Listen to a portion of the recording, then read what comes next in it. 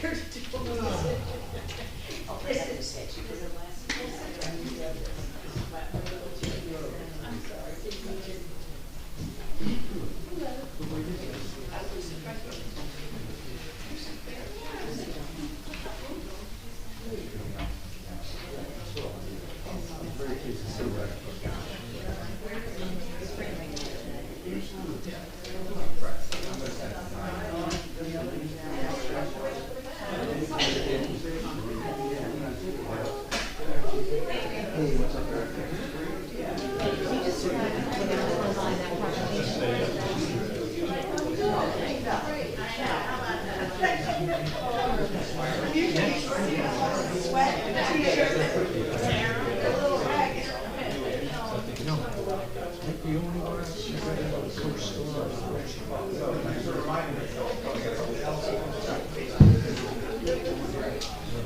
Recording in progress.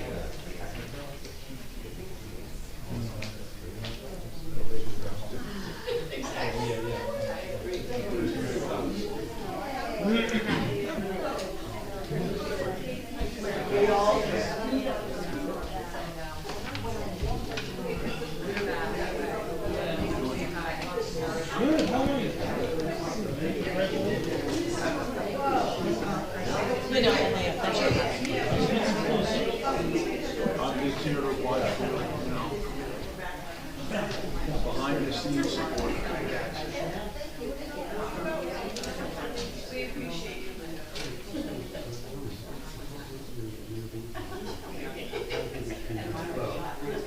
Well, I'm sure. Hey, how are you?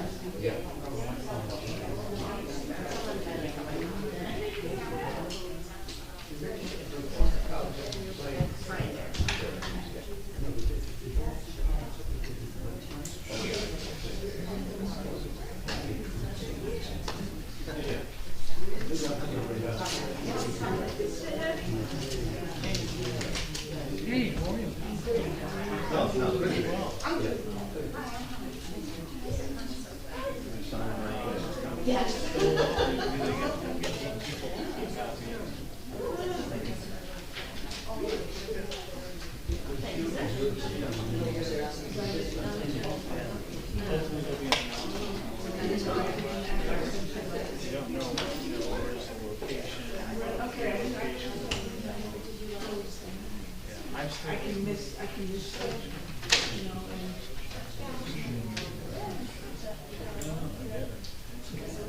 Yes, so I just want it's just better to do it for the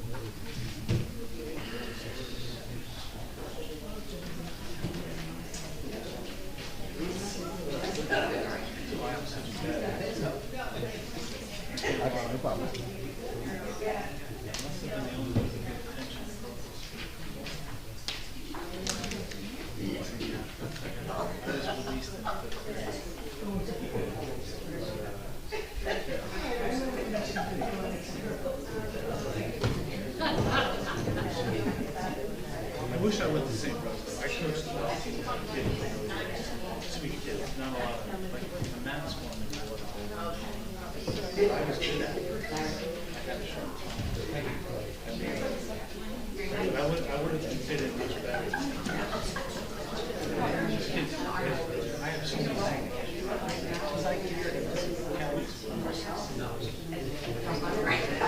And CBA, so I have a ton of CBAs. I have a big well, especially back then, because back then it was like kids. That's why I have to help. Now it's on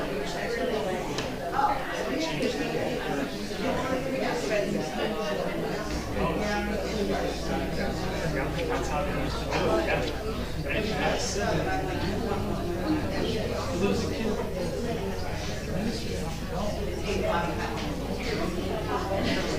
No.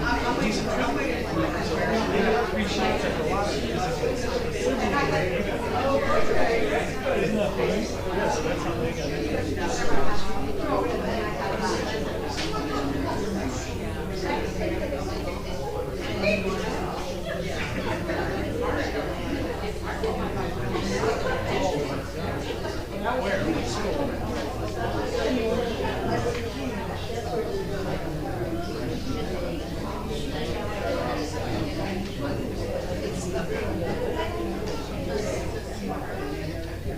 never heard that one.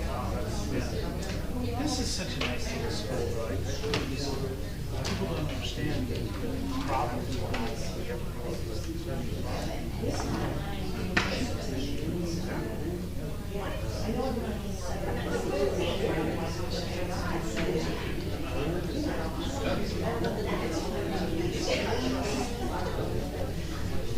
Maybe it's this one. and actually, Spring Lake has no bikes.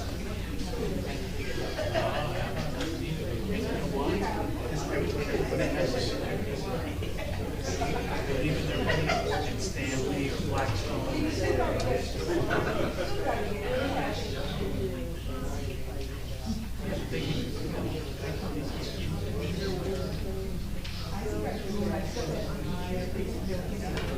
Oh, no, she'll sit. She wants that.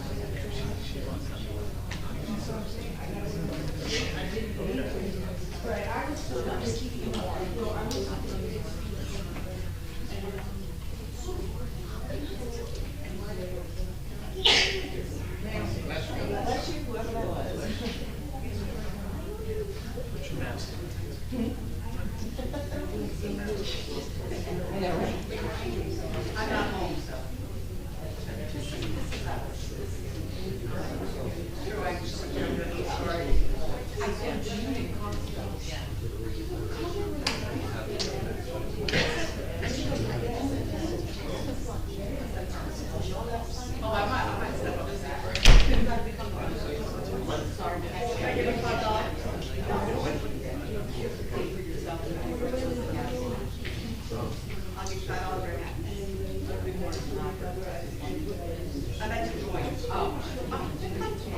I can't.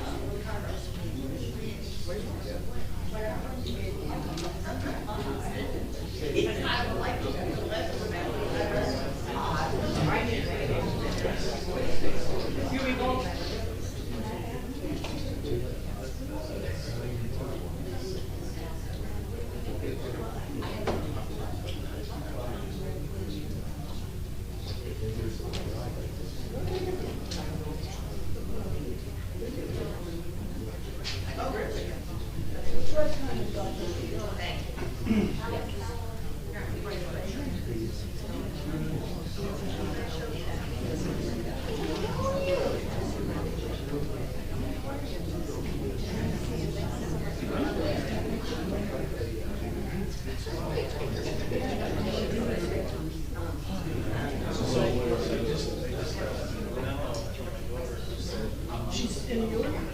She said, because she was just at a Blair alumni event in Washington before. Thank you, Doreen. Thank you. Somebody told her that Blair is now $72,000 a year. And that I never say good money, so her kids can do it. Can you believe that? 72,000.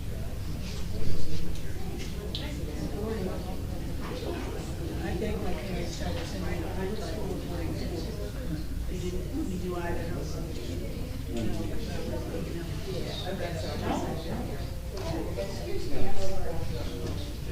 Actually, that was one of the mistakes. Blair PG, because I was on this kid.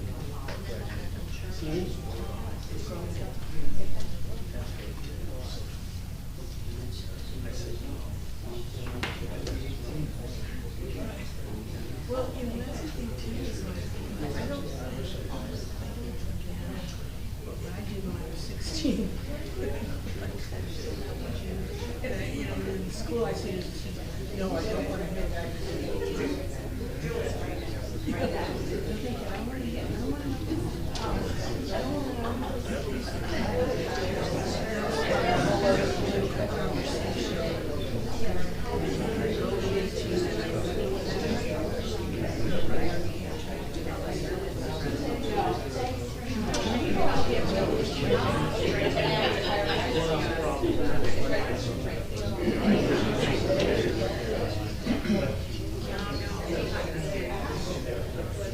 I say like.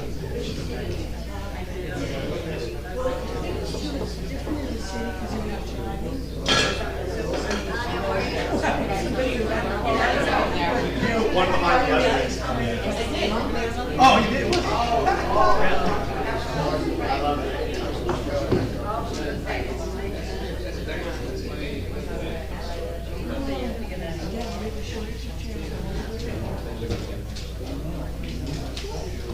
Okay, 6:30, want to get started? Pledge allegiance, please. Pledge allegiance to the flag of the United States of America and to the republic for which it stands, one nation, under God, indivisible, with liberty and justice for all. I wish to announce that the 48-hour notice is required under the Open Public Meetings Act was emailed to the Asbury Park Press, the Co-Star, and the New Co-Star on December the 16th of 2021. That a copy has been placed on the bulletin board in the Borough office, and that a copy has been filed with the Borough Clerk. Mr. Bennell? Here. Mr. Gubatose? Here. Mr. Sexsmith? Here. Mr. Weber? Yes. Mayor Fox? Here. Good evening, everybody. A couple of quick announcements. Our business administrator will not be joining us either by Zoom or in person tonight.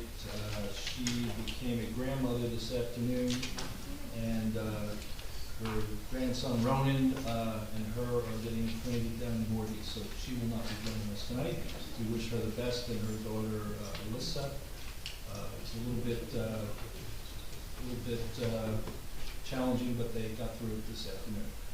Additionally, Greg Cannon, our borough attorney, has a few sick days that he's taking.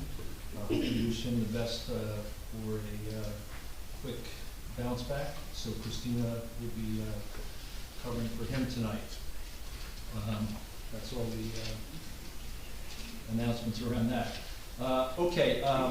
Welcome to this, our 19th meeting of the year. We have one workshop topic for tonight around tree enforcement, a discussion that's an offshoot of a recent tree inventory done in town. We also have two presentations, a proclamation for Bradley Beach Food Pantry's 40th anniversary and a 22 best practices review. We also have an ordinance introduction relative to the fee schedules for fair share housing that, or for affordable housing that we reviewed last week at a workshop, and then we have one ordinance adoption extending our brush pickup for ongoing. What I'd like to do, because we do have a number of people from the food pantry here, number one, and number two, relative to the best practices, Kim was going to actually do that review today.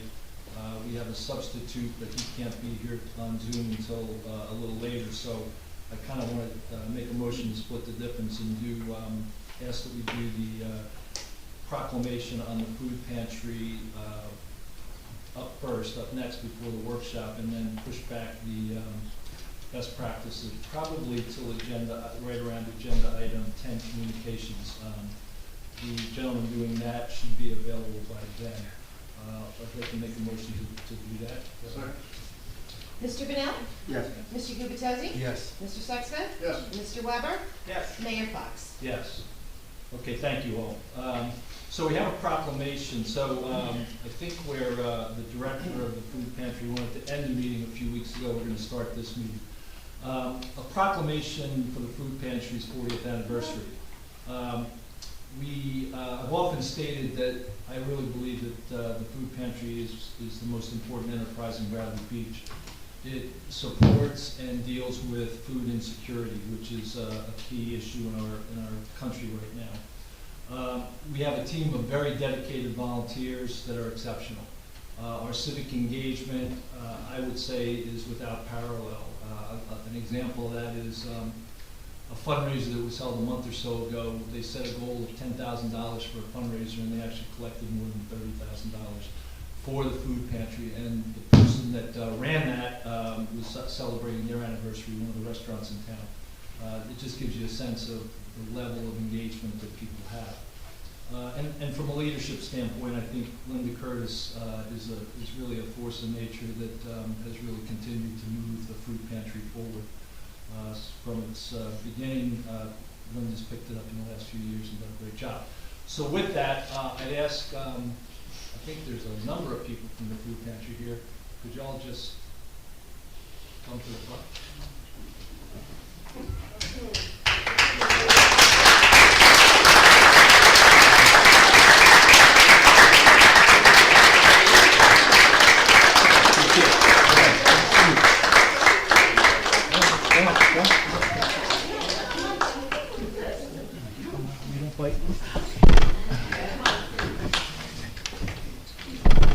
Okay, just rearrange the furniture.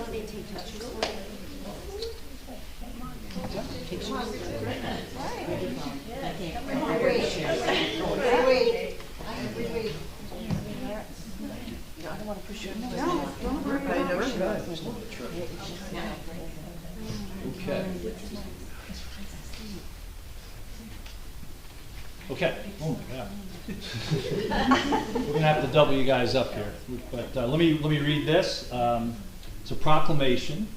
Borough of Bradley Beach celebrating the 40th anniversary of the Bradley Beach Food Pantry. Whereas the Bradley Beach Food Pantry, founded in October of 1982 as a joint mission of the St. James Episcopal Church, the United Methodist Church of Bradley Beach, and the Ascension Roman Catholic Church, is celebrating its 40th anniversary of continuous service.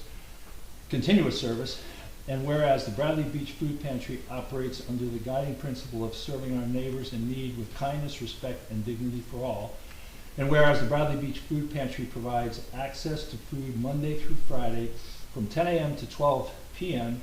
and Thursday evenings from 6 to 7 p.m. and it is entirely staffed by volunteers serving more than 1,400 families a month. And whereas the Bradley Beach Food Pantry provides school children and scout troops an opportunity to serve their community and learn about the good that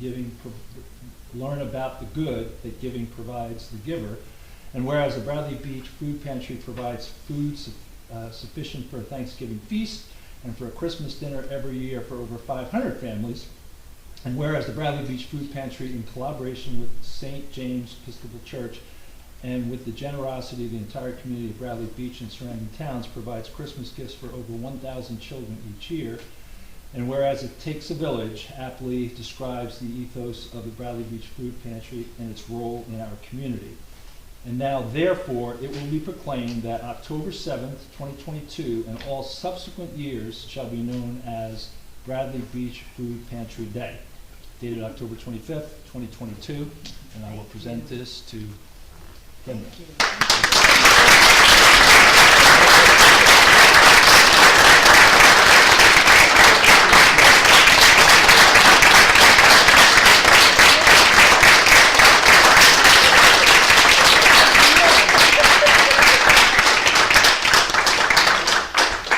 Do I get to talk for a minute? You can talk for a minute, yes.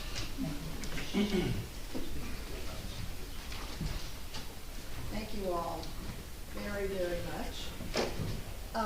I'm not going to talk long, but I am going to tell the founding story because I think it's it inspired me, and I think it might inspire you. In 1982, Eleanor Pearson, then 68 years old, went to her priest at St. James Episcopal Church and asked the question, how can I grow more spiritually? And he didn't say read the Bible, and he didn't say teach Sunday school, and he didn't say come to church more often. He put her to work. From that beginning conversation, they decided that they would start the pantry. They started it in the house that's on property, that's still there. It was then and now the office of St. James. And so they started then. They just started collecting food from people and buying from stores and giving food away. 10 years later, her best friend died, Bea Schaefer, and left St. James a legacy, $80,000. And in her will, it said, use this money to feed the hungry. St. James raised another $80,000. They built the building that we now know as Bradley Food Pantry, no beach, Bradley Food Pantry. And it's one of the longest continuous food pantries in the country. It's older than the food bank of Monmouth and Ocean County. They're only 39 years old. It's older than Lunch Break, which is a behemoth in Red Bank. It's older, again, a year older than they are. So those humble beginnings. It's also started with approval of the town. We needed approval of the town in order to have a food pantry at that location. So I thank the town. The people who need our help thank the town.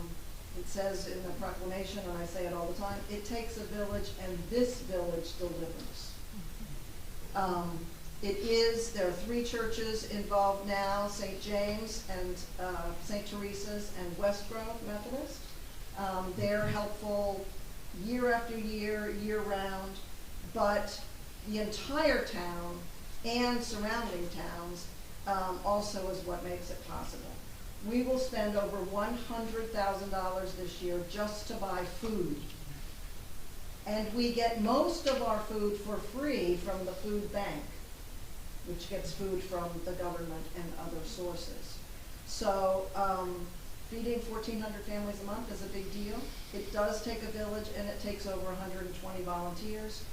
Some of them are here. So you all, I know, when the food drive happens when the food drive happens, I know you all volunteer in that way as well. And I thank you all. That's all I can say is thank you. And I sincerely hope that we're not here 40 years from now, because I sincerely hope that we don't have a hunger problem in 40 years. Thank you.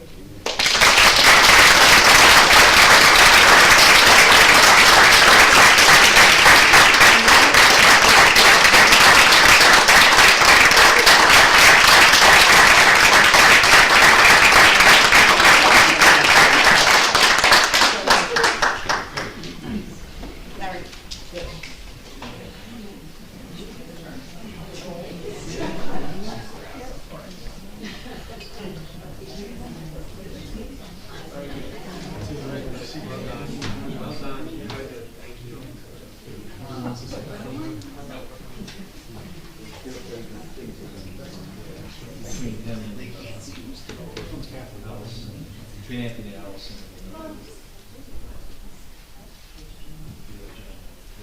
Okay. Those guys leave.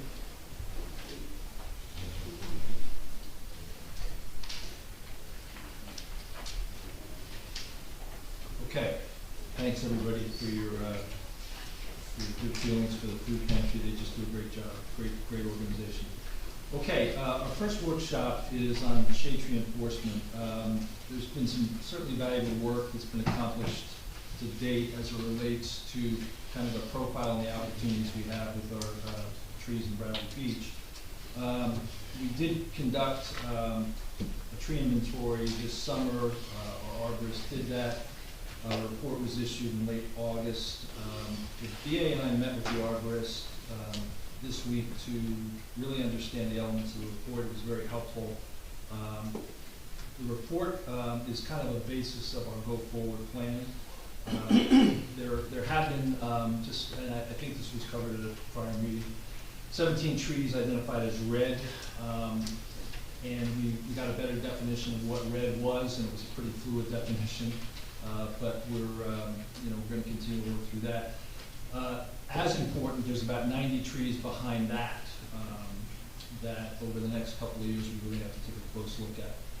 So of those 17 trees, 2 have already come down, and one tree was targeted really more from a pruning perspective. Actually, that's right across the street from me. There's some large branches that are kind of hanging off the top of the tree. I realize there's been a lot of enthusiasm around this topic, so I'm going to just stop now and let the council comment or get into the conversation. Well, I'd like to start off, if I may, with an apology to the members of the Shade Tree Commission. I had a little bit of promotion around this myself and violated one of my rules, which is not sending out communications when I have that emotion, so I apologize for that. I appreciate the hard work and effort and dedication that the Shade Tree Commission members put in. Having said that, though, I still think there's issues that we need to work through going forward with this list of 120-something trees that are going to need to come down in the next couple of years. And I think we should develop a manner of a plan going forward. The mayor touched on it briefly, that the definition of what a red tree is and that it needs to be addressed immediately is a little bit fluid. And I think the arborist term was anywhere between 5 minutes and a year, right? That's, that's.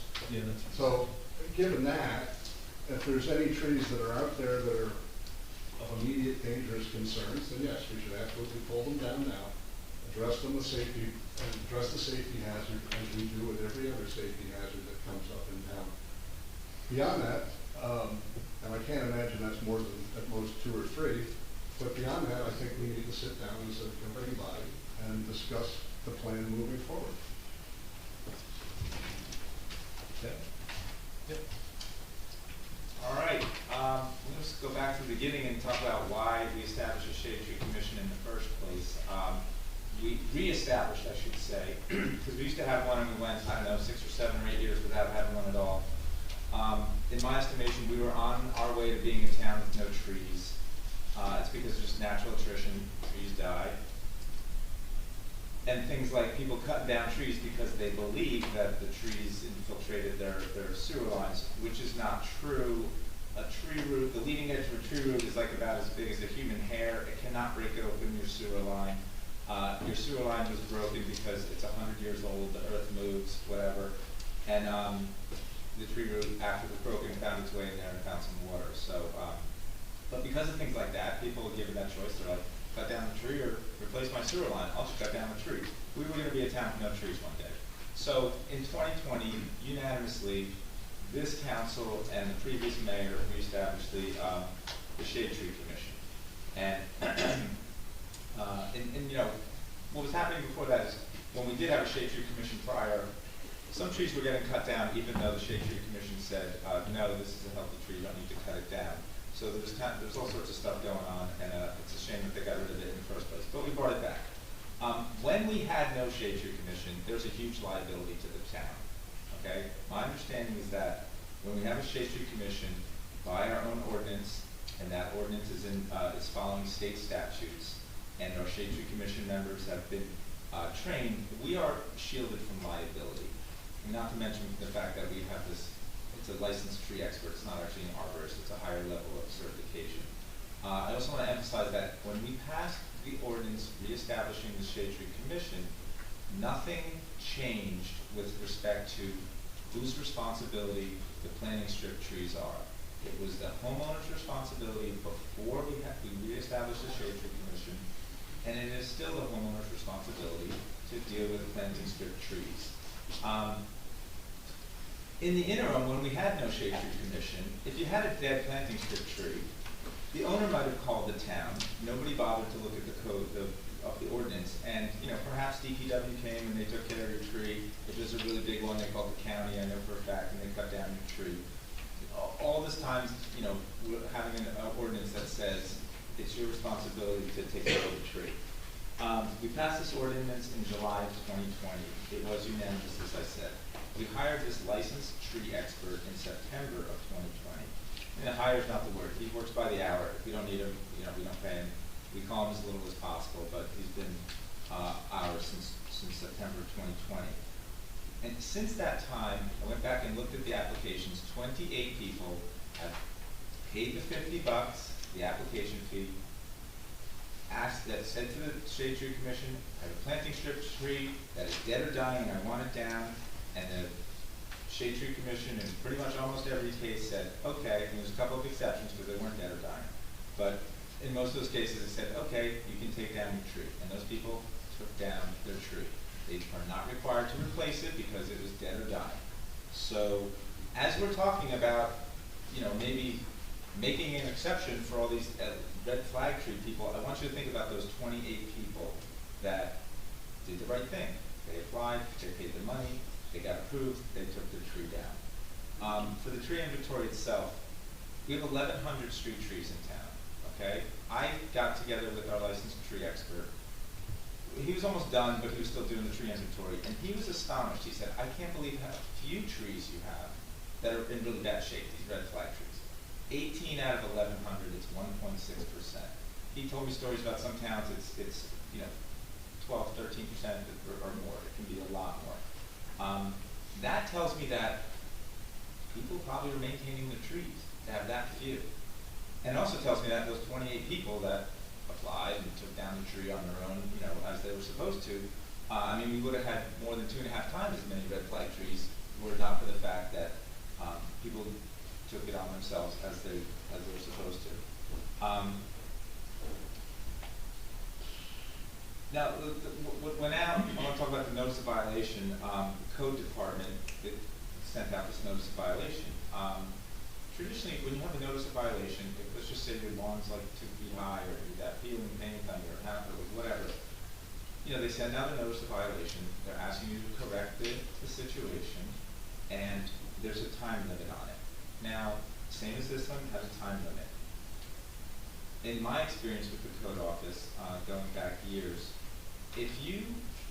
let's face it, it can take 30 days to get a contractor to call you back, or to come and visit you and give you an estimate, okay?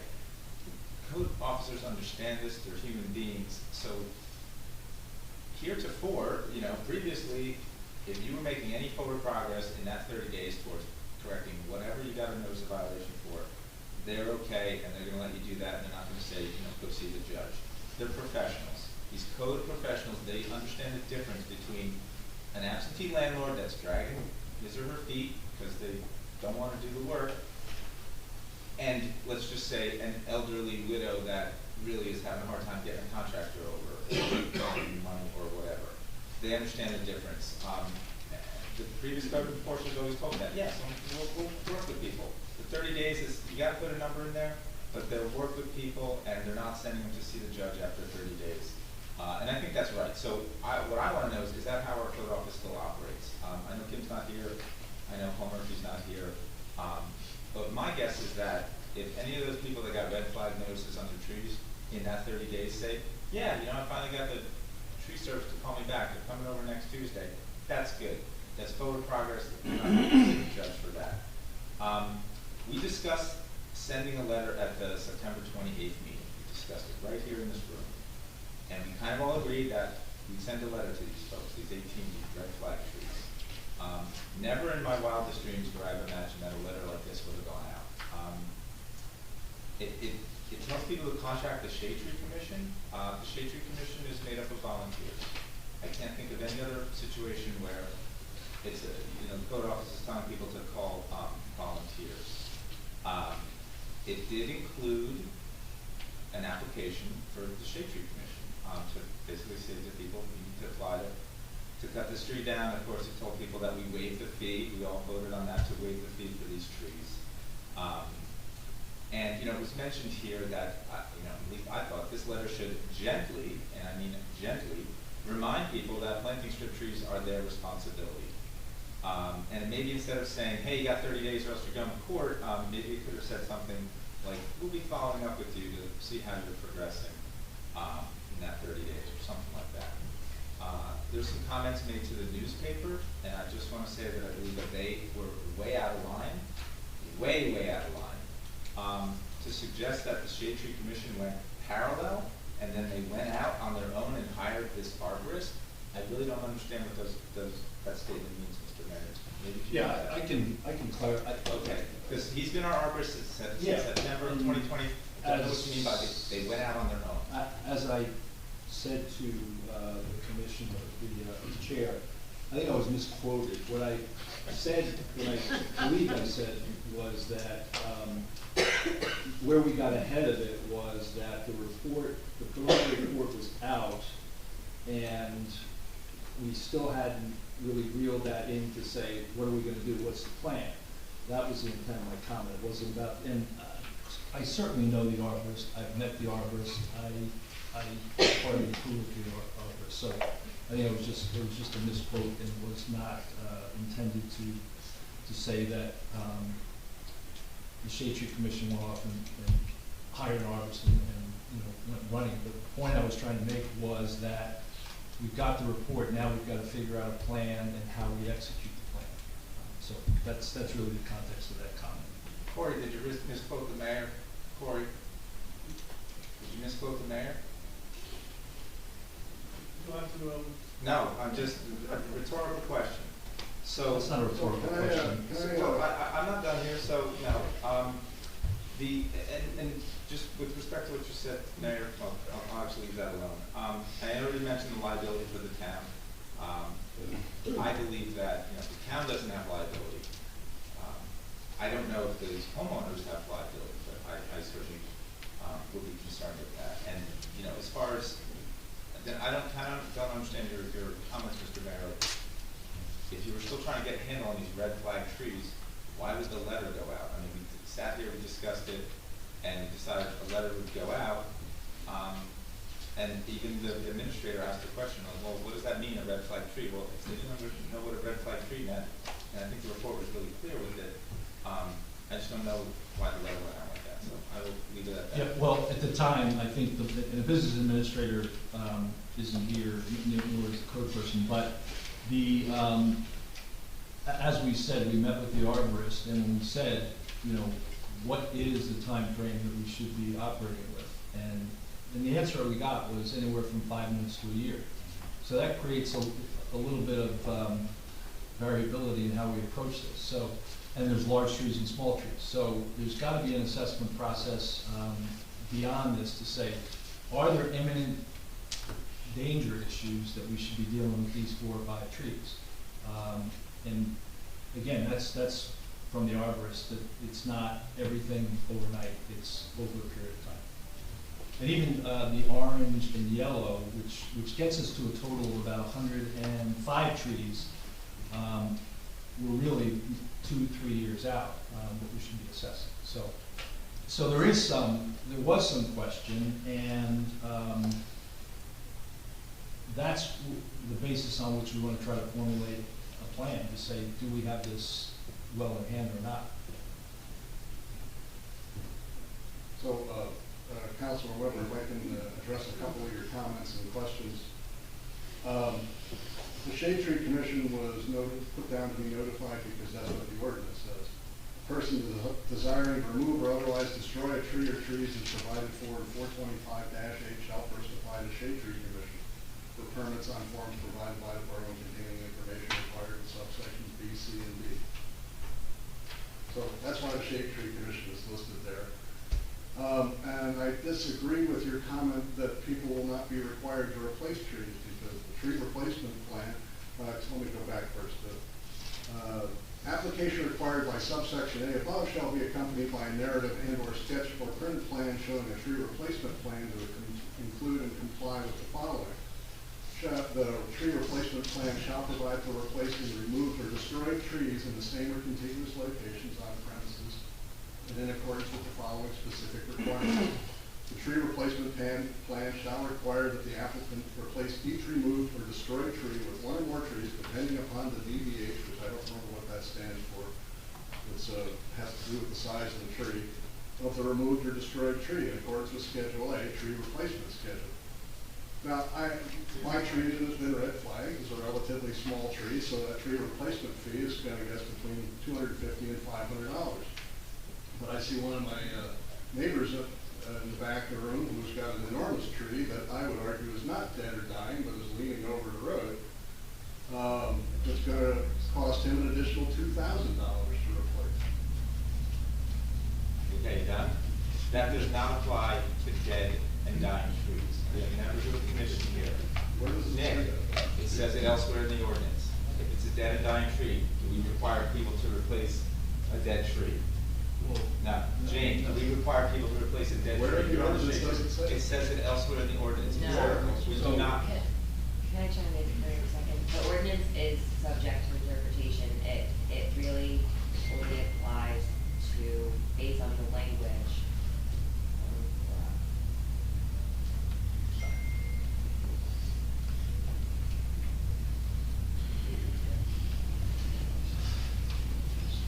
When someone removes or destroys a tree without a required permit or approval under the chapter.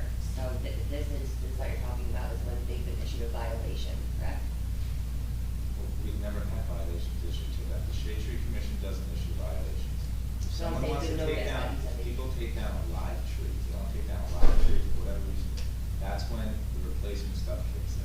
Which is- right. So when you take down a tree that's been, it's like dead, or even if it's not all the way dead, if the tree expert comes and says, this tree's pretty bad, it's not coming back, they're not required to replace it. And if you came to Shade Tree Commission meetings, that you would know that, and anybody that got this notice could come to the last Shade Tree Commission meeting and see how it operates.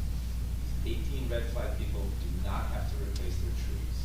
Don't know how many times I have to say that.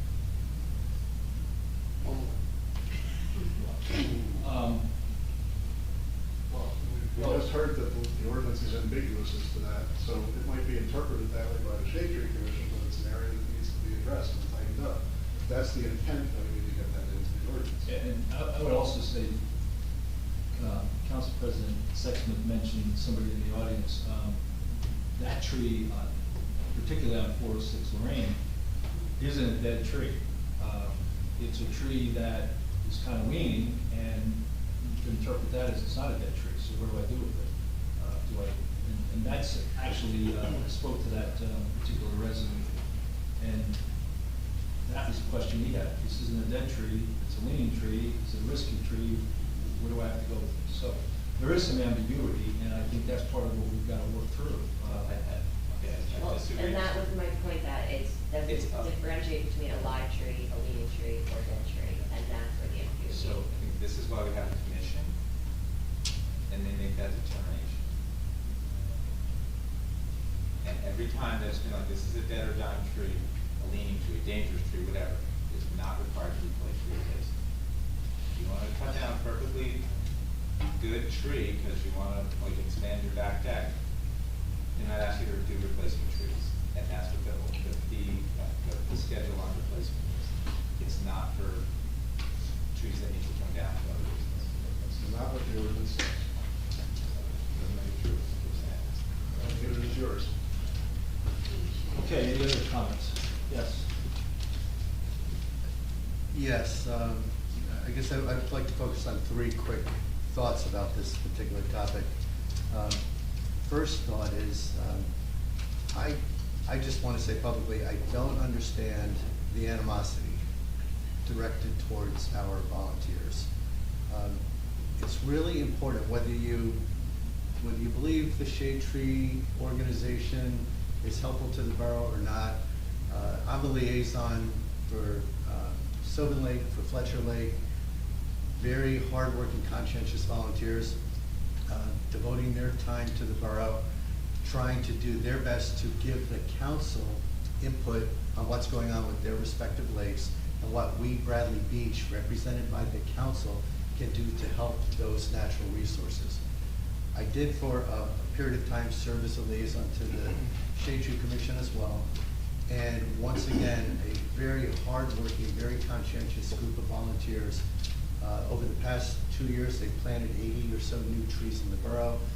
They're really passionate about what they do, but even folks that I've talked to that might not always be supportive of the Shade Tree Commission have actually said they think this group of people has worked really hard to serve the borough and to find an appropriate level of balance in doing so.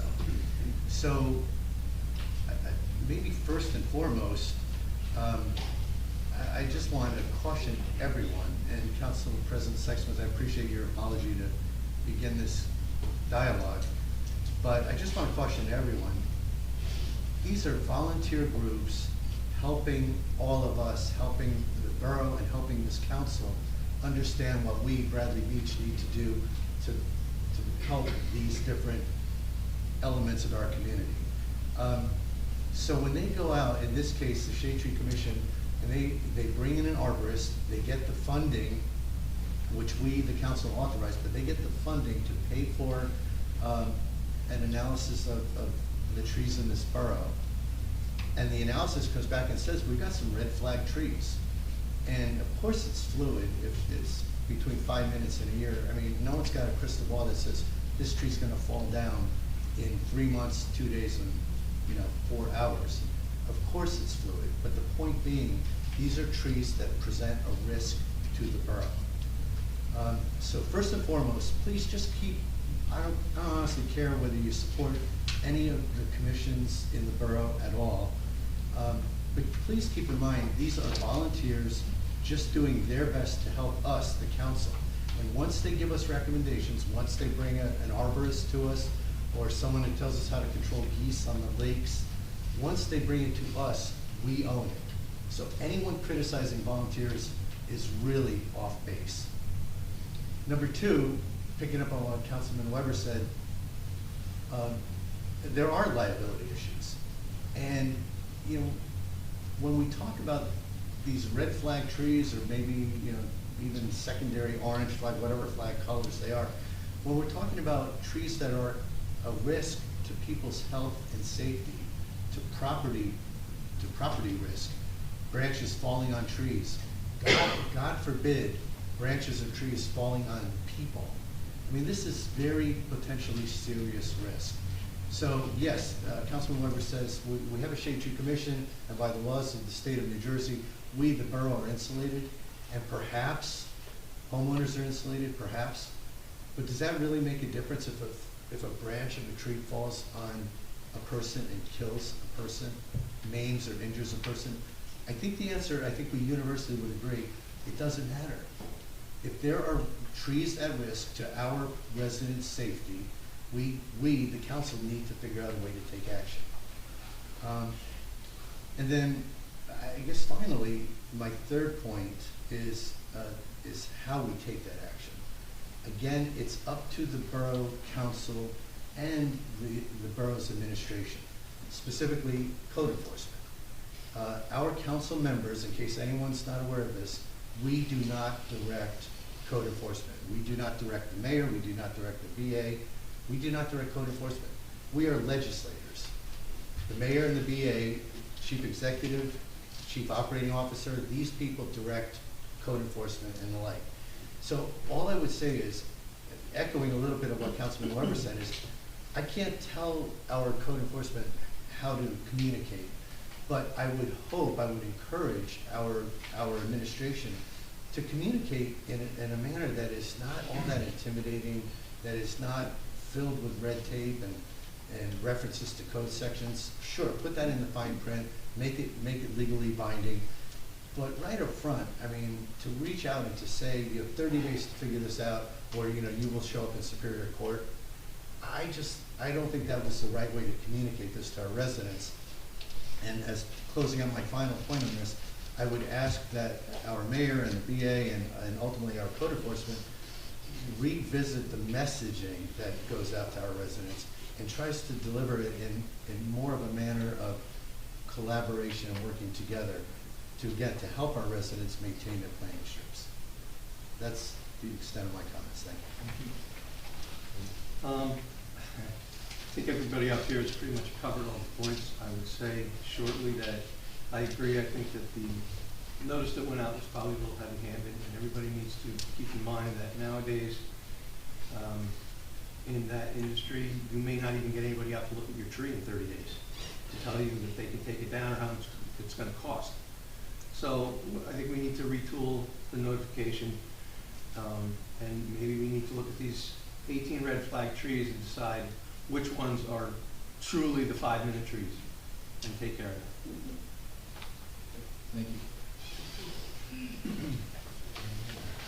Okay. Yeah. So I have one, actually, I have a couple of email comments. One I'm going to read towards the end, okay, and one I'm going to read right now, as I was asked to do by this person. Okay. So the comment is from Shanna Greenblatt Janoff of 414 Monmouth Avenue. And Shanna wrote, for the record, the Shade Tree Commission ordinance was provided to the commission by the municipality and then tweaked by the commission with input from the former and current mayor and council. If council president and mayor were paying attention, they had every opportunity to suggest changes as it went through its minor edit process. Based on the presentation by the Shade Tree Commission of the completed tree inventory, parentheses, see council meeting transcript from 9/28. Mayor and council all voted unanimously in favor of the current protocol with which Councilman Sexsmith now takes issue. The tree inventory, which is granted funds, parentheses, cost of inventory is primarily reimbursed, was recommended by the Shade Tree Federation, and a measure that was a long time coming. The borough had never before done this, and it was recommended by every entity as a responsible measure to address aging trees and safety in a short community. Yes, the risk of the results is that it sheds light on tree deficiencies that require attention. Once determined, the borough is obligated to have these deficiencies addressed. Note that the recent letters of violation came directly from the municipality and not the commission. As for the arborist, he has been in place as the professional hired to work with the Shade Tree Commission from its recent start in 2020. He came with high endorsements and was used by many local municipalities. He is the very same professional that performed the tree inventory. This appointment of arborist and all decisions of the Shade Tree Commission are made in public forum, and Bradley Beach residents are invited to make public comments and engage at the commission meetings. The problem seems to be that Mr. Sexsmith does not agree with the determination now that he sees he has a red flag tree that requires immediate attention. The Shade Tree Commission was reinvigorated in the borough with the intention to address its treescape, to protect the errant removal of public right-of-way trees, parentheses, your resident trees are part of the larger treescape of the borough, to plant more trees and to identify problematic and/or dangerous trees. This is its full scope. The Shade Tree Commission, being an arm of the municipality, like the Land Use Board, ultimately reports back and is accountable to the borough. The borough has officially endorsed every step of the Shade Tree Commission. The borough manages compliance. The Shade Tree Commission functions to serve the borough's interests and is not the arm of enforcement. As for Mayor Fox, he came into this position as the Shade Tree Commission was well underway. He endorsed the Shade Tree inventory. It was not initiated by him. In fact, when he arrived on the scene in short order, he removed one council person and put himself in as a liaison. Then, a bit later, he added Mr. Gavin to the commission. Whether or not he or Mr. Gavin were paying attention, the Shade Tree Commission went forward with a responsible assessment of the health of the public trees in the borough. It was a prudent and thoughtful plan with safety in mind. If you have concerns, please speak directly to these two individuals about the current grapes of Mr. Sexsmith. Certainly, if the borough determined to remove the red marked trees at the borough's expense, then Mr. Sexsmith would have saved a few bucks. That, as I see it, is what incited this vitriol about this matter. It became a personal liability for Mr. Sexsmith. So ask yourself, should the borough and your tax dollars cover these costs? Same with issues of repair and replacement of right-of-way sidewalks, which currently come at the expense of the homeowner. These have been questions the Shade Tree Commission has asked consistently to support the interests of both borough and residents. If you read the recent article about in the CoStar representing Council President Sexsmith, I encourage you all to consider these truths I write. I am a founding former member of the current Shade Tree Commission, and I fully endorse the work of the commission, the professional arborists, and the integrity and wherewithal of its members, current and past. Thank you. Yeah, and I'd like to just address one thing, that memo, actually a couple things. No one was removed from the Shade Tree Commission. Councilman Gubitosi and I traded liaison positions because of a conflict between a member. So that wasn't a removal, that was actually a agreed upon, call it a trade. We had two liaisons on that board because there were 2 meetings a month, went to one a month. Councilman Weber was the other liaison, he stayed on, I dropped off, so there was no removal. I'm not sure why Mr. Gavin's appointment has to do with anything really, except he was appointed, he volunteered and was appointed. And in the context of supporting the Shade Tree Commission, now, I didn't get that inventory going, but I fully endorsed it. I worked with George Heflick on an ongoing basis relative to trying to get it going and getting it done. As we were trying to get the grant approved to do that. So I was very interested in getting this done in an expeditious manner. And I think we're now in a position where we can now put a plan together and hopefully work with the residents to do that. Okay, thank you.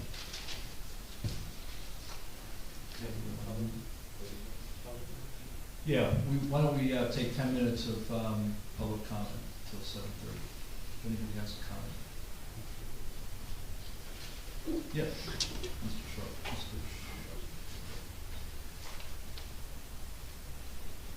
Good evening, Peter Sharp, 301 Second Avenue.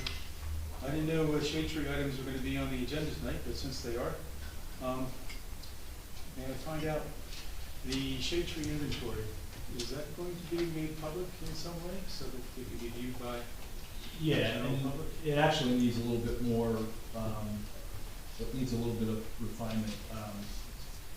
Some of the numbers need to get kind of Okay, so it's interesting. because, yeah, so yes, the answer is yes, but Okay. there's a couple of just minor things that have to get cleaned up. I understand there's also a companion document where it's an assessment of where there are holes, where That's part of trees the need to report. be planted, that's part of that? That's part of the report. Okay, The good. report, no, the report, this is the report, so it's, you name it, it's got it. Okay. Yeah. That's great news, thank you, look forward to seeing that. Let's see. I've kind of lost track of the wording in the current ordinance, but is it still true that the town or the Shade Tree Commission has the right to plant trees in a planting strip, whether the homeowner wants it or not? I don't think so. I'm not sure though. I can follow It's up. not what we do, since starting the wishing tree program, by its name, it's, do you wish to have a tree planted in front of your, and those are the only trees that the Shade Tree Commission has planting wishing trees, but besides the what's the other name of the other one? Honorary. An honorary tree, when they, so that's Okay, and I the know reason that's it's just- what's done, but is that what's in the ordinance? Yeah, that's a good question. I just know that that's the practice. And the other thing is, with part of the wishing tree, that people are saying they're agreeing to. I agree to take care of this tree, maintain this tree, whatever, so it's. Yeah, I really like that. I like the fact that it's volunteers, you know, people who agree to do that. Mm. You know, I'd be dismayed, I think the original version said that the commission or the town could plant a tree in a planting strip whether the homeowner wanted it or not. And that kind of points a little dilemma when you come to Mr. Sexton's situation. I know it's not the exact situation, but if that tree were to die, then you have the situation where a homeowner is forced to pay to take down a tree that he never wanted in the first place. That, I think, is kind of an ethical problem.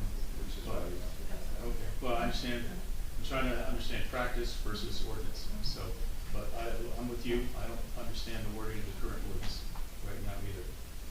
And then finally, to Mr. Guptosi's comment, yeah, I think the Shade Tree Commission people have been great. They've taken a really crummy ordinance, and they've really brought the best out of it. You know, the fact that it's all done on a volunteer basis, for people accepting trees, I think that was great because I thought it would be pretty draconian if it followed the rule that the Shade Tree Commission would plant trees wherever they wanted to. So, you know, I'm in a position where I love the volunteers, hate the ordinance. So, and I'll go hate the ordinance over here. Thank you very much. Thank you. Anyone else? Yes.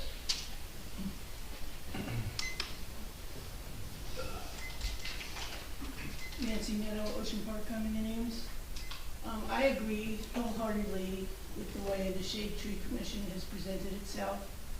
I don't know any other commission in town that reports back and accomplishes things in the way they do. That being said, it is my understanding that what is in my planting strip is my responsibility. So, you know, when the water company destroyed my grass, didn't replace it, it really became my issue. Okay, I did get the town to put it back, but that's because I spoke up here enough.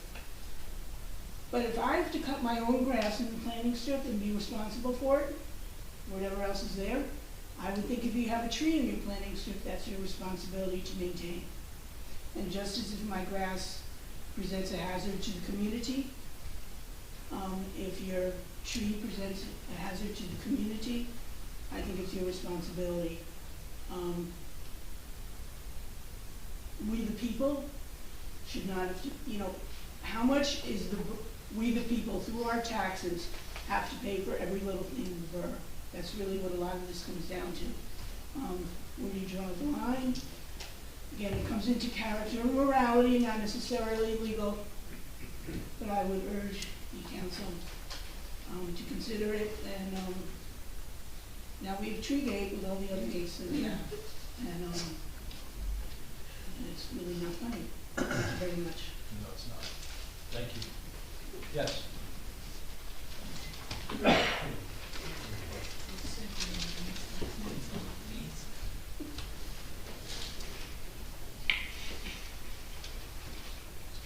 Rich Destin, 600 Third Avenue. I have a whole list of things I was going to mention, but most of them have already been covered.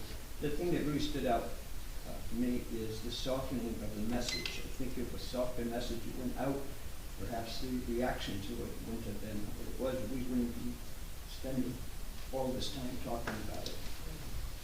I do have one thing I'm going to mention here. When I saw the wording in this resolution 2022-250, it stated in part, not to burden residents with the cost of remediation or removal. That brings me to something that I've said before this meeting. There are many of us who put in money to replace our sidewalks. I replaced our sidewalk because there was a soft message that went out, hey, if you don't do this, we're going to start using code enforcement, which I interpreted as being summons to do it. To avoid that, we went ahead and did it. I'm sure a lot of other people did the same thing. Now we're beautifying the town.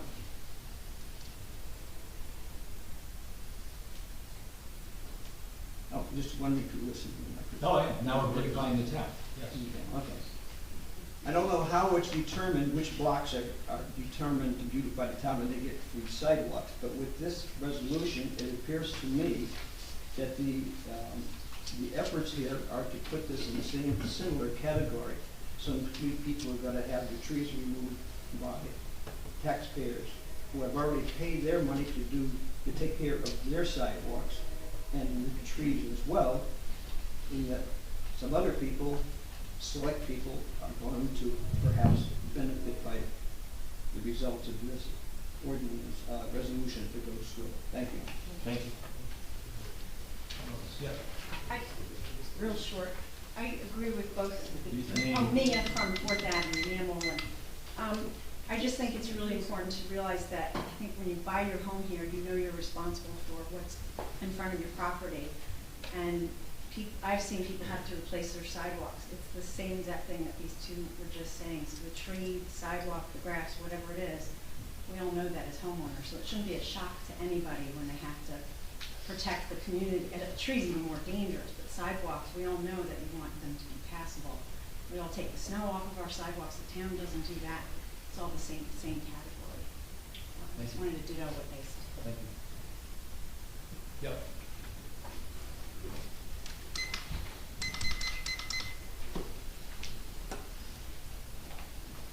Don Greenberg, 302 Park Place Ave. I kind of agree with everything Mr. Weber, Mr. Butos, Mr. Manel said, and several of the other residents. I had one question, comment on the resolution for Shade Tree. It's on the, therefore be it resolved, there's no timeline on that.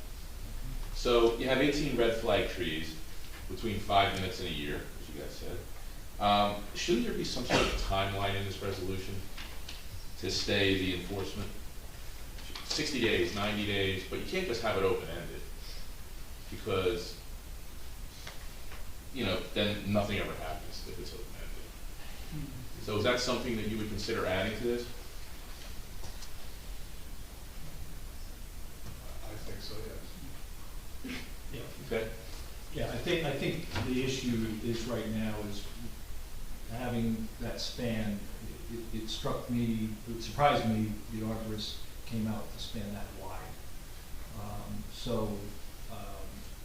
No, maybe we can have the arborist come back and say, hey, these are the ones that have to go today. Well, that's part of a couple of the tweaks in the report, that could also be helpful, because even the 18 people have questions, a number of people, well, a couple of people I know have had questions about, let me understand exactly what's wrong with my tree and why I got moved, do I have to or not? Right. And for that, I mean, it's kind of ambiguous in the letter that was sent out. Should they call the Shade Tree Commission? Should they call the enforcement officer? I think, as some of the other people said, you know, that letter has to be clarified. Because you can't just expect to call volunteers and get an answer. I mean, the person to call should be code enforcement. And, you know, I think that's who you need to call if you have questions, not the Shade Tree Commission. Because I think the code enforcement officer, if he's the one issuing it, he should have a handle on, you know, what is expected to be done and how to do it. So, I wish they could have been here tonight as well, the DA and the code enforcement officer, if we were discussing this. I'm sure the VA would like to be here too.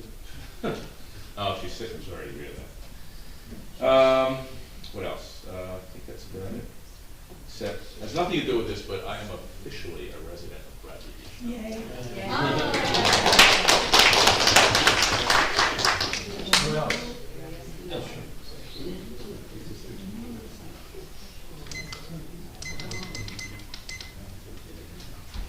David Jennings of 406 Lorraine Avenue. A few sort of grey areas, I think, in all of this. I think, you know, a couple of points. Number one, some of those trees have just got way too big. They should have been addressed maybe 50 years ago, but, you know, when you see the sizing, they've got way too big. The second thing is the electricians or the electrical workers. Utility companies. The utility companies, yeah, beg your pardon. Certainly with the tree we've got the violation for, it's not surprising it's actually leading. All the branches are leading one direction where they chopped and cut it. So I think, you know, in future maybe that they should address the trees in a more, you know, even manner so they don't actually lean because all the branches are leading one direction. That's really, I think, a contributing factor to why this particular tree, you know, is leaning. The tree was in the same position as when we purchased the house 3 years ago, so it's sort of all come out right now. I mean, we look after our planting strip as best we can, but some of these things are a little bit, I think, out of our control. So just wanted to sort of address the fact that there's a couple of, you know, it's very easy to say chop it down, but there are grey areas in there as well. Well, I met with Mr. Jennings the other day, and his is a good example in the report. In the report, there was an annotation that it said something like resident concerned. So my question, let me just get to the right comment, resident concerned. Yeah. My question to the arborist was, is this on the report because the resident's concerned, or is there a real issue? Because I've seen that tree, and it doesn't, you know, it leans, but it's not by any means, it's a healthy tree. Still alive and everything, yeah. I think what it is the branches are so Yeah, far, almost the other side. Yeah, so maybe there's a way to mitigate that. And we are also speaking with the main utility company. We have a representative in town here to try to get a sense of, you know, what can we do going forward? Because there are some trees in town that they've just mangled. Yeah, They just flat out mangled. Good case of it. And their job is clear the line, and well, clear the line, but at what expense? There's a couple of trees that just, you know, they've really done a pretty poor job. So it's good observation. Yeah. Good. Okay, thank you. Okay, thank you. Okay, we'll close this out. We have one person on Zoom. Oh, Zoom? You want Zoom? I have a question. Okay. Okay, let's Zoom. Who on Zoom? Okay, on Zoom we have Lauren Egbert. Good evening, Lauren. Hello. I just wanted to first thank the council and the mayor for the concern about trees. everybody's obviously being extremely thoughtful about it. I was involved, I was on the initial Shade Tree Commission, and the one point I definitely wanted to address was the idea that there's any ambiguity in the ordinance with respect to whether you need to plant replacement trees if you remove a dead and dying tree. That is, Mr. Cannon wrote the ordinance. I read it with a fine-tooth comb time and time again. That was not one of the areas where there was any ambiguity. As a matter of fact, when we composed the permit, we were even very careful to make that clear. Now, I don't know what's happened since then. I would tend to doubt that that aspect has changed. And I would just like to add a perspective. I've worked with the judiciary for many, many years on many, many policies.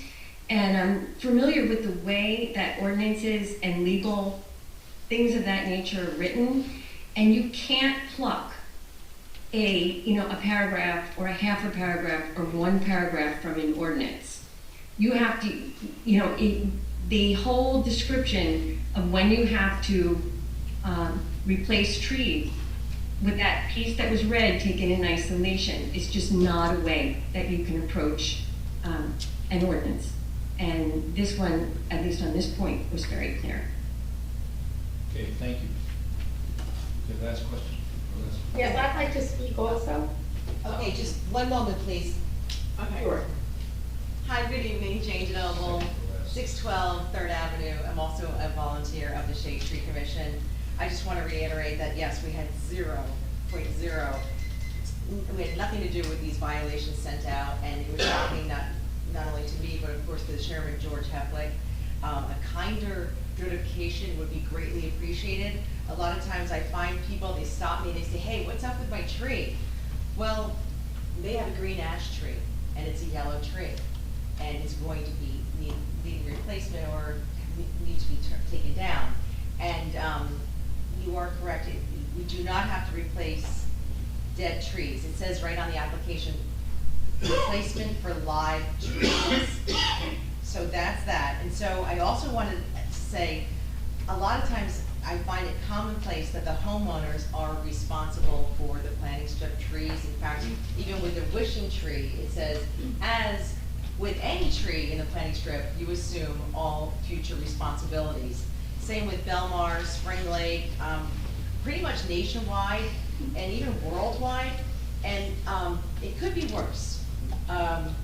In New South Wales, they say if you remove a native tree in New South Wales, you could be liable for a fine of $1.1 million. So things could be worse. And things could be nicer too. This is the end of the world scenario. If we had trouble and we're looking for food, you are allowed to grow fruit trees in the planting strips as long as you share the produce with your community.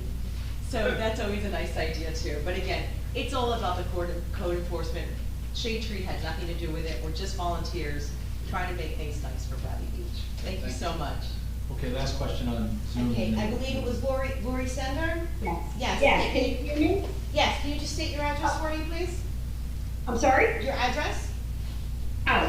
407 2nd Avenue, Bradley Beach. Thank you. You're welcome. Okie dokie. So I can't see anybody, but I guess you can see me. Yes. Okay. So I have a question for the mayor about the $10 million budget that's going to be on the referendum for Lorraine. So you're gonna have to wait till the comment section. This is a specific. Oh. Yeah. Sorry. Sorry, but you're gonna have to wait. What time is that at? Yeah. Between 5 minutes and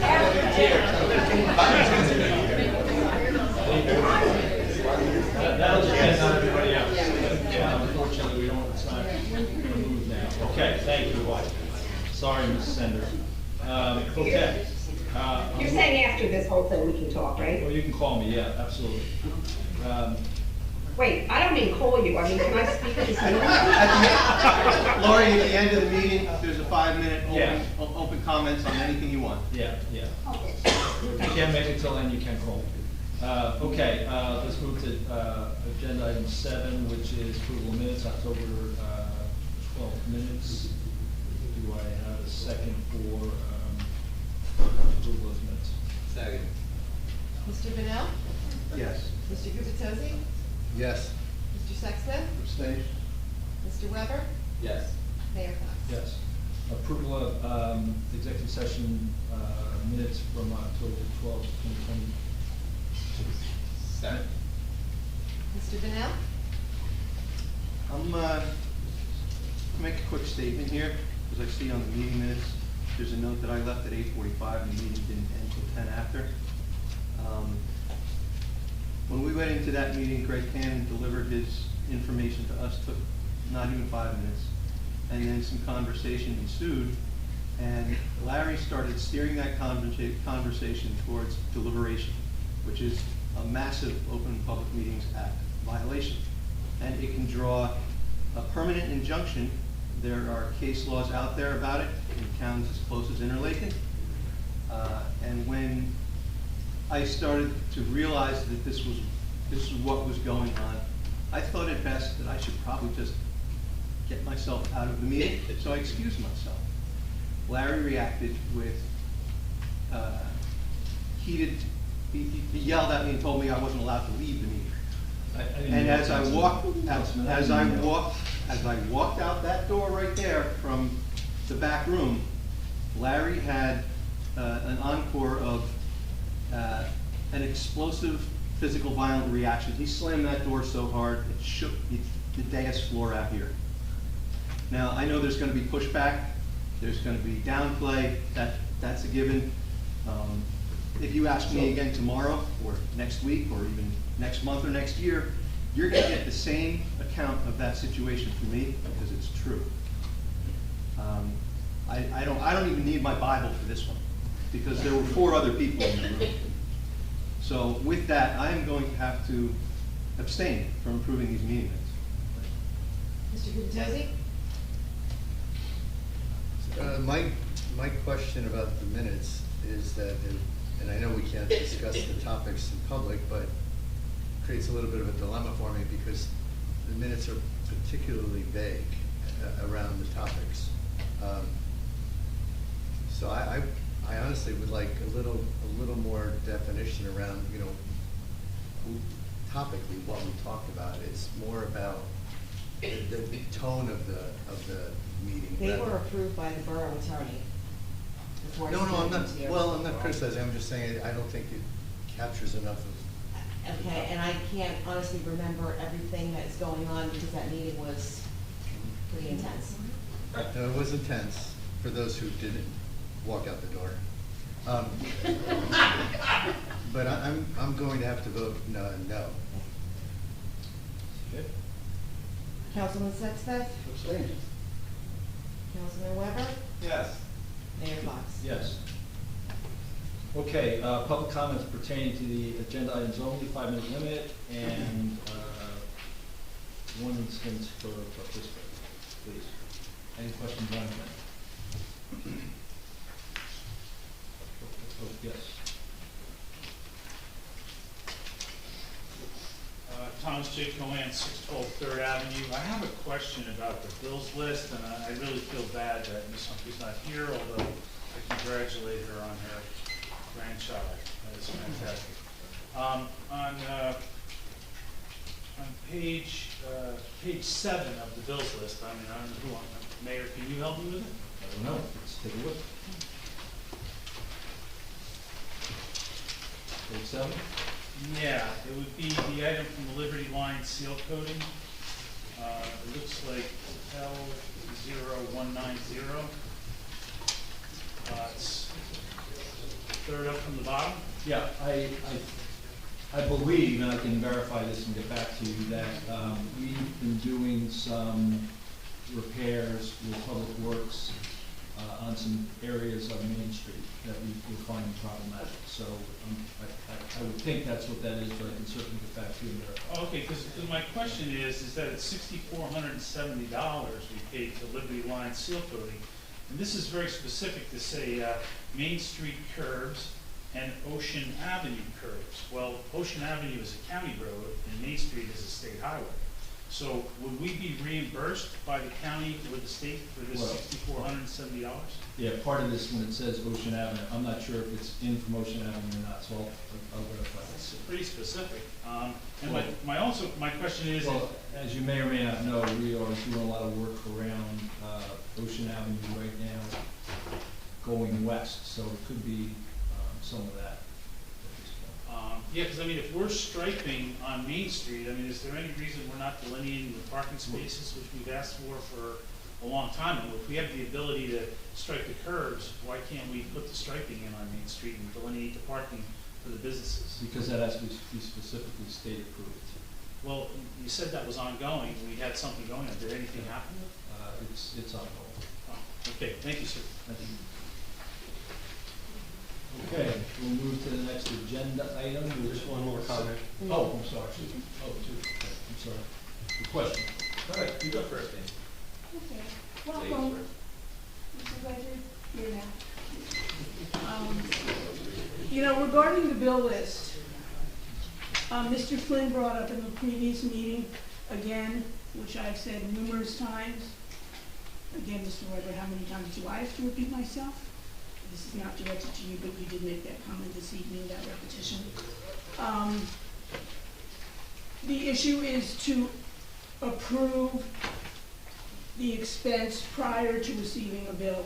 Once we have the bill, once the services happen, we have no choice but to pay it. So again, I point out we do things backwards. In addition, it is quite insulting, and I constantly say this to the COO, the descriptions on the bill list that are provided to the public, since we don't get to see the invoices, need to be accurate. So there are too many times, office supplies. Which office? Who? Which department? We don't know the codes for the departments. That's not given to us with this. And to Mr. Cohen's point, he's asking for what we're paying for the ceiling. So again, it is to do, in my opinion, with failure of this administration to steward our money accurately. Thank you. There's one more? Yeah. I can do it from here, too. I can do it. Don Greenberg, Don is too. actually important. Oh, for the owl. Still think that. Great, agreed. Don Greenberg, 302 Park Place Ave. I just have a quick question. Were the executive session minutes approved or not? Because you had 2 abstentions, 1 no, and only 2 yeses. Yeah. Is it, oh, so you can approve it with just 2 Yep. positive votes? Okay, that's all I needed to know. Thank you. Okay, we'll move now to the ordinances. We have one introduction and one adoption. The introduction is for an ordinance amending Chapter 450 zoning of the borough's revised general ordinance to include a new section entitled development fees. For those who weren't here last week, that was a presentation done by our fair share housing lawyer and our planner. We're continuing to try to move this forward, and this is a step in that direction. So I will open this to council comments. Any comments? Okay. Then I will close council comments and make a motion to introduce 2022-14. Second. Mr. Vanel? Yes. Mr. Guptesi? Yes. Mr. Sexsmith? Yes. Mr. Weber? Yes. Mayor Fox? Yes. Ordinance now for adoption, ordinance 2022-13. It's an ordinance amending chapter 286, littering, solid waste, and recyclables collection of the borough's revised general ordinances to extend brush collection through December of each year. So I'll make a motion to open the first council comments. Are there any council comments on 2022-13? Just this is a change to reflect reality. The last several years, as global warming and climate change has been happening, the growing season has been extending further, and the need for brush collection in December has been continuing. DPW has been creating an on-the-fly brush collection for the second week of December, and this is just making it permanent going forward. I just want to find out, Mr. Mayor, that this is definitely, in your opinion, this is definitely a council issue. This is not a day-to-day operation type of thing. This is something for the council. This is expressly spelled out in the ordinance that what months have collections on which dates. This is simply adding the second Changing to December ordinance. Thanks.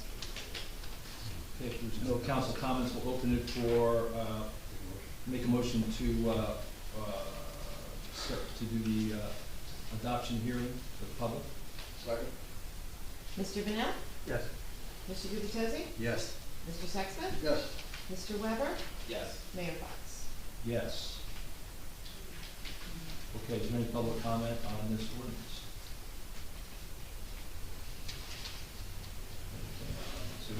Okay, so we will close the adoption hearing and make a motion to close the adoption hearing and move to approve resolution 2022-13. Second? Mr. Vanel? Yes. Mr. Gubatose? Yes. Mr. Sexsmith? Yes. Mr. Weber? Yes. Mayor Fox? Yes. Okay, communications, two things, a memo for on-premise raffle license for 2022, license 2022-6 for the Bradley Beach PTA and to waive municipal raffle license fee of $20. Actually, just one thing on communications. We'll do the consent agenda and hopefully by then, by the end of the consent agenda, Matt Holman, if you see Matt Holman up there? I do not so far. Okay. We'll just I'm hold keeping on. my eye out though. There's a second screen. Okay. Let's go to That's just a duplicate. the consent agenda. We have a number of items on the consent agenda. 2022-240, the bill list for October 25th. 2022-241, the approval to reschedule of the Alzheimer's Association to conduct their annual walk for Saturday, November 5th from 9 to 1:30. 2022-242, approving the annual borough bonfire for November 25th, 2022.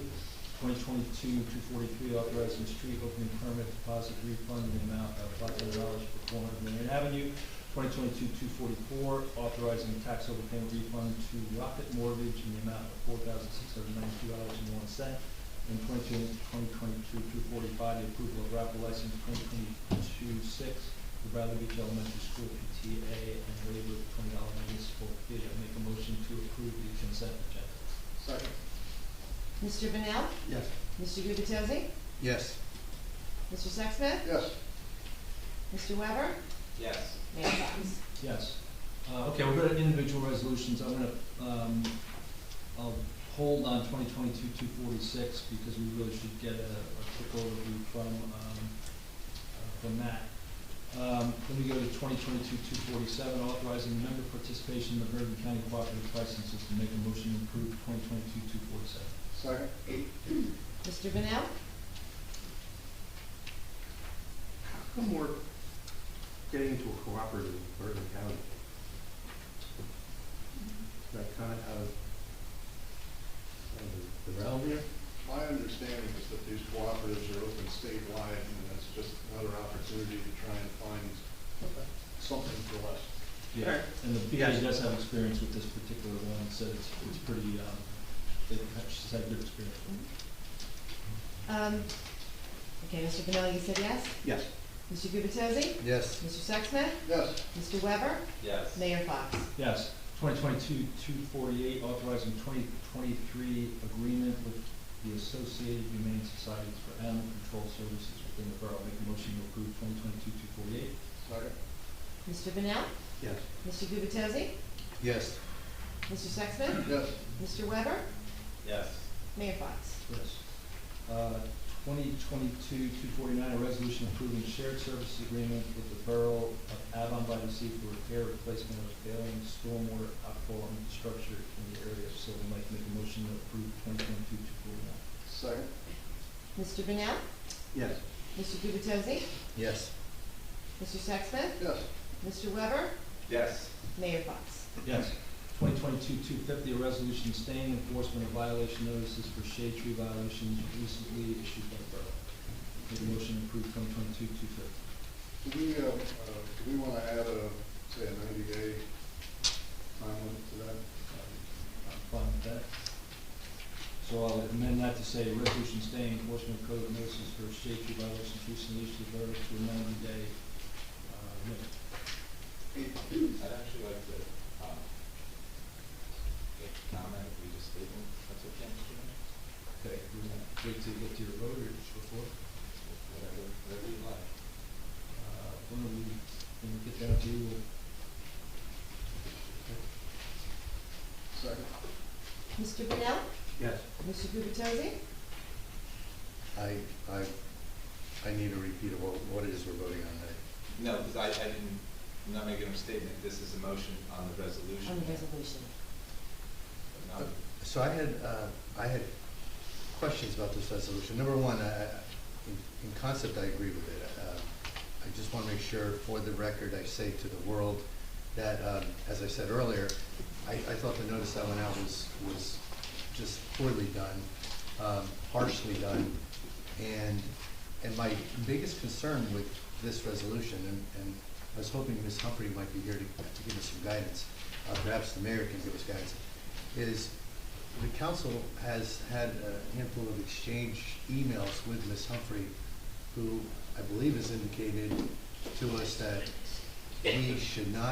we, the council, should not direct code. So if we, for example, in this resolution, if we say the mayor and council will work through this, I believe, maybe I'm wrong, Ms. Humphrey's already gone on record, at least with our emails, saying that the council would not be involved, Mr. Mayor. wouldn't be involved with directing code specifically. That doesn't mean you're not involved in the planning process.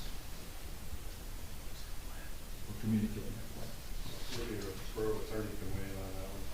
To me, it's no different than what we did for waiving code enforcement for COVID restrictions for Main Street businesses, for cafe licenses and. Oh, I didn't understand the context of your question, I'm sorry. I misunderstood your question, I'm sorry. Yeah, no, it's just, for example, I had circled and underlined things that members of the audience have already brought out. I don't like the wording, without burdening residents with the cost of remediation and removal. I don't think that should be a goal of this delay. I think this delay, if we do this, if we approve it, give it 60 days, 90 days, some finite time frame.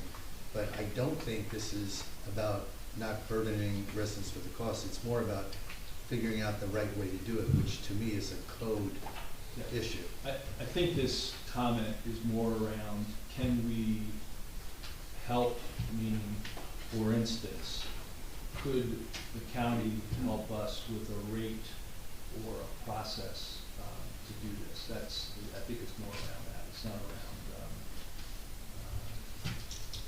I think that's what it's about.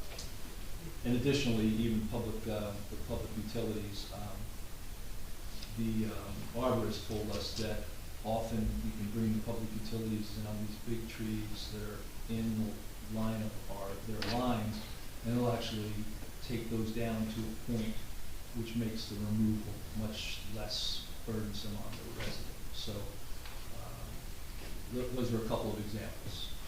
But I mean, if you want to strike that comment from the resolution, I don't know how everybody else feels, but I don't have a problem doing that, because I think it's just, we're trying to seek solutions that work for everybody. I think that was the intent of the comment. If you just strike out without burdening and put to mitigate the burden on residents, you're seeking a solution to mitigate any type of burden. Yeah, I'm fine with that. I think that's, all right, okay. All right, anything else, Councilman? No, I'll wait to hear your comments and others. We're in the middle of the vote. We're in the middle of the vote.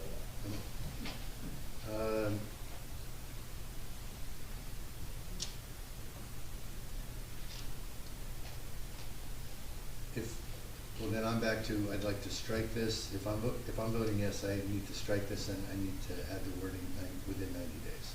We said we were going to do that. Yeah. And strike? Well, we said we were going to Mitigate. mitigate, yeah. And 90 days, we said we were going to add that. Yeah, well, it's a technicality, and mitigate sounds fine to some, but I don't think I think whatever we do is captured in final statements that say, Mayor and Council of the Borough of Bradley Beach hereby sustain enforcement of violation notices until such time as the Mayor and Council are able to review and evaluate the issue with potential solutions. So and we had 90 days, but that is encompassing potential solutions. What paragraph is I was this? referring to paragraph. Oh, that. I know, I'd like to strike that entire Oh. paragraph. I just think I think it's basically, my opinion, I think that's basically teeing up an exception to our ordinances that I think is a slippery slope, and we should not tee up exceptions to our ordinances unless we want to change the ordinance itself. That's just my opinion. So, I guess at the moment, I'm going to vote no unless some changes. Okay, Councilman Sexton, I'm sorry. I'm going to abstain. Oh, that's right, you're, Yeah. And this was emailed to the clerk. I thought it was going to get read earlier, but this is a letter from the. That's the second one I'm gonna Oh. read at the end, towards. Okay, I'm going to save you the trouble and read it now. Oh, okay. That's okay. I have a statement from the Shade Tree Commission, and it's about this ordinance, which is the Shade Tree ordinance. So I'm going to read the letter that George wrote. Dr. George Heflick, 115 Ocean Park Avenue, Chairman of the Shade Tree Commission. Mayor and Council, I'm out of state this week, and I'd like this letter read in my stead. I need to comment on the events of the last 2 weeks. All this stems from the tree inventory that the Shade Tree Commission helped get for the borough. Its main purpose is to proactively identify tree-related public safety issues. Our licensed tree expert listed 18 trees that needed immediate attention. This was addressed at the September 28th council meeting. At the time, I stated, quote, the Shade Tree Commission should not be policing or enforcing any rules. We are volunteers. Mr. Cannon stated, quote, we specifically adopted the Shade Tree ordinance to not have the Shade Tree police. They don't have the power to actually take trees down. Ms. Humphrey confirmed, quote, there is no mechanism to allow us to do that. The discussion concluded with Ms. Humphrey stating, quote, the immediate solution would be to notify the residents that they have something that was red flagged, see what the response is, and then put out a proposal. We'll send out a notification. Councilman Weber added to gently remind them. Instead, the administration sent out a harsh and improper notice of violation, claiming it came from the Shade Tree Commission. It threatened residents with municipal court if they did not remove their tree by 8 a.m. on November 12th. The commission was never told about this and would have spoken against it. Several justifiably irate recipients started contacting us. I had no idea what was happening and called Ms. Humphrey on Tuesday afternoon to try to find out. She never called me back, leaving me to try to help neighbors who were as confused as I was. Then Council President Sexsmith published both on Facebook and in the newspapers a litany of accusations against the commission. He embellished it with personal insults, calling us a commission of busybodies. He stated that the commission directs me to spend thousands of my hard-earned dollars to remove a tree, that the commission can direct taxpayers how to spend their money, and that he is going to rein in this commission's ability to spend your money. I was attested to at the meeting. The Shade Tree Commission does not have the ability to do any of those things. In fact, your commission has done nothing but try to save us money from day one. The borough needed a tree inventory, so we volunteered dozens of hours writing for the grant, getting Bradley $15,000 agreement. We suggested waiving the application fee for flagged trees. I volunteered the possibility of the Shade Tree budget money to help. We were happy when Ms. Humphrey stated she was going to get proposals, which made us think the borough might take care of this as a one-time fix. Mr. Sexsmith then accused the commission that the commission is a power grab. As you heard that night, we wanted nothing more than to turn all decision-making over to you. Mr. Sexsmith is council president and knew the truth of the facts, yet he deliberately defamed volunteers and besmirched the reputations of good people in the public press so that he could end with the campaign pledge. In the interview, Mr. Fox had a chance to correct these falsehoods and perhaps give a word of praise. Instead, he added to the fiction, quote, unfortunately, the Shade Tree Commission ran a little bit parallel and on their own, and they went out and hired this arborist. Please refer to the minutes of 6/22/21, Resolution 2021-172. It's Mr. Fox himself who actually made the motion to approve the tree inventory and to use our licensed tree expert. Mr. Fox and the council crafted the resolution that hired the tree expert for the inventory, not the Shade Tree Commission. The continued lack of communication and transparency is bad enough. Now we have improper notices of violation, Facebook falsehoods, and attacks on character. I have lived here for 23 years And now I have to wonder what my fellow residents think of me, thanks to Mr. Sexsmith. This is turning neighbor against neighbor and harming the reputations of volunteers who've done nothing but spend many hours improving our town, all for the sake of agendas. Enough already. That was a letter by George Heflick, Chair of the Shade Tree Commission. Since he's not here, I will make sure that you apologized and that you were misquoted, but I'm going to vote no on this resolution. Mayor Fox. Yes. Okay. It's 8:00.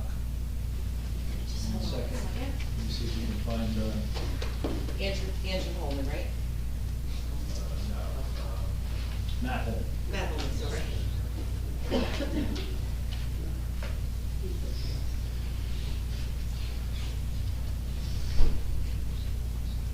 Don't see him. All right, I can take a shot at, why don't we, I'll just, We do it next meeting. you can't, we need to do this meeting. It's a timing issue. There's a resolution that has to go to the state. So our best practices inventory, it's an annual review of municipalities. It's due to be filed by 11/10. The purpose of it is to grade a municipality on multiple factors that range from personnel, ethics, finance, transparency. Based on the grade the municipality receives, we get a result in reduction of state aid. I'm pleased to announce that Bradley Beach has scored a 32 out of the required 24 points minimum. So you need 24 points to get 100% reimbursement on state aid, et cetera. And that scale goes down to 0. So the scale starts at 0, goes to 50, 75, 100. So we are at 32 points on 100% approval. The report, it's about a 6-page report that goes through and describes different elements and then scoring. So we're in good shape with this report, and without Matt here, maybe that's not You pretty much nailed it. yeah, so that's pretty much it. Really, Matt was, or Kim was, if there are any questions by the council. If there's no questions, we can just move towards the I'll just resolution. make a comment. I believe we do this every year. Yes, Yes. we do. Yeah, we do. So if there's no. The benefit of somebody giving a presentation about it, I think. Well, no, I think it was just basically to state that and to say, do you have any questions? So it was more for that. Yeah, it probably would just benefit our residents to hear more about it, because as we've said, this is something we go through every year, and it's a very comprehensive list of best practices that when I was first exposed to it, I thought, wow, somebody did a really good job setting up standards that we should all judge ourselves by. So I think the process is excellent, even though we don't have the time to go through it all tonight. Yep. Okay, I'll make a motion to approve 2022-246, acknowledging the current year 2022 best practices inventory. For a second. Second. Mr. Vanette? Yes. Mr. Mr. Gubatowski? Yes? Mr. Sexsmith? Yes. Mr. Weber? Yes. Mayor Fox? Yes. Okay, we'll move to mayor and council reports. Councilman Goodenow. Okay. The report for the fire department for the operational period ending October 25th. Department responded to one request for the department. The department conducted 2 training drills for the safety and education of the members. The department conducted the annual fire prevention week program at the grammar school.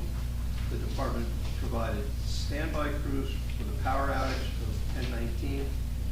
There were no out-of-town mutual aid requests, and the department requested 2 mutual aid for this operational period. We're looking for volunteers for the fire and first aid, I guess. Oh, wait, sorry, I missed the first aid, okay. For the same operational period for the first aid squad, they responded to 5 day calls and 3 night calls for a total of 8. 7 were medical, 1 for fire. The squad participated in the annual fire prevention week program at the grammar school along with the fire department. The squad provided standby crews for the power outage on 10/19. There were no out-of-town requests for mutual aid. The squad requested no mutual aid for the operational period. As usual, both departments are always looking for volunteers. You can email me, you can go down to the fire department, you can go down to the first aid squad and talk to them in person. That's the end of my report. Thank you. Councilman Guzzo. Thank you, Mr. Mayor. Yes, for starters, I am the Sylvan Lake Commission liaison. They have a meeting tomorrow night, October 26th, right across the parking lot at the Biasi Center. I was notified by the chair of the Sylvan Lake Commission that she is still awaiting a response from our administration, Mr. Mayor, you or perhaps Ms. Humphrey. She gave me a laundry list of things, but she said she sent an email on October 3rd, and she referenced of the park on Ocean Ave that wasn't completed, questions about the bulkhead, concerns about invasive weeds, and an outstanding issue regarding their sign. So my only statement here is that I request that our administration follow up with Ms. Politti who's the chair of the Sylvan Lake Commission, and hopefully resolve some of her questions before their meeting tomorrow night at 7 p.m. Number two, and I actually see the resident who I'm about to reference sitting in the audience, but there have been site triangle concerns referenced, specifically for the corner of Madison and Brindley, and a resident, Ms. Linda Duffy, has brought these issues to our BA, Ms. Humphrey, and Ms. Humphrey has responded that she is working closely with the county to assess that particular site triangle. I think one of the challenges we in Bradley Beach have is that because of the challenge we have ongoing with parking, there may be more than one site triangle that we've shorted a little bit in terms of whatever the appropriate distance. I believe it's typically 25 feet would be the typical distance. And there may be instances throughout the borough where we don't have that full amount of space. So I applaud Ms. Duffy for bringing this to our attention, but I also would say to all residents, if any of you have concerns about safety, concerns about traffic safety, or bicyclist safety, pedestrian safety as a result of site triangles that may not be sufficiently large, please let us know. And my third bit of information actually just comes from my mailbox that just came a couple days ago, but Mr. Mayor, I think we're all aware of this request from the surf school. Did you see this yet? Yes. Yes. And I'm going to read this just to give the residents an understanding of what's going on here. I think it's a very good news message. The head of the surf school writes to the council, mayor and council, thank you for your support for helping make our 14th year serving the town of Bradley Beach a safe and successful one. We would also like to thank the recreation department, the lifeguards, the police, fire, and public workers for their goodwill in helping grow our surf school into a well-known attraction for local families and visitors to Bradley Beach. We appreciate the opportunity to bring our unique brand of surfing and ocean safety to the next generation in Bradley Beach. There are some things we would not be able to do without the town's support, and we are especially proud of the success of the collaboration with the Bradley Beach Recreation Department.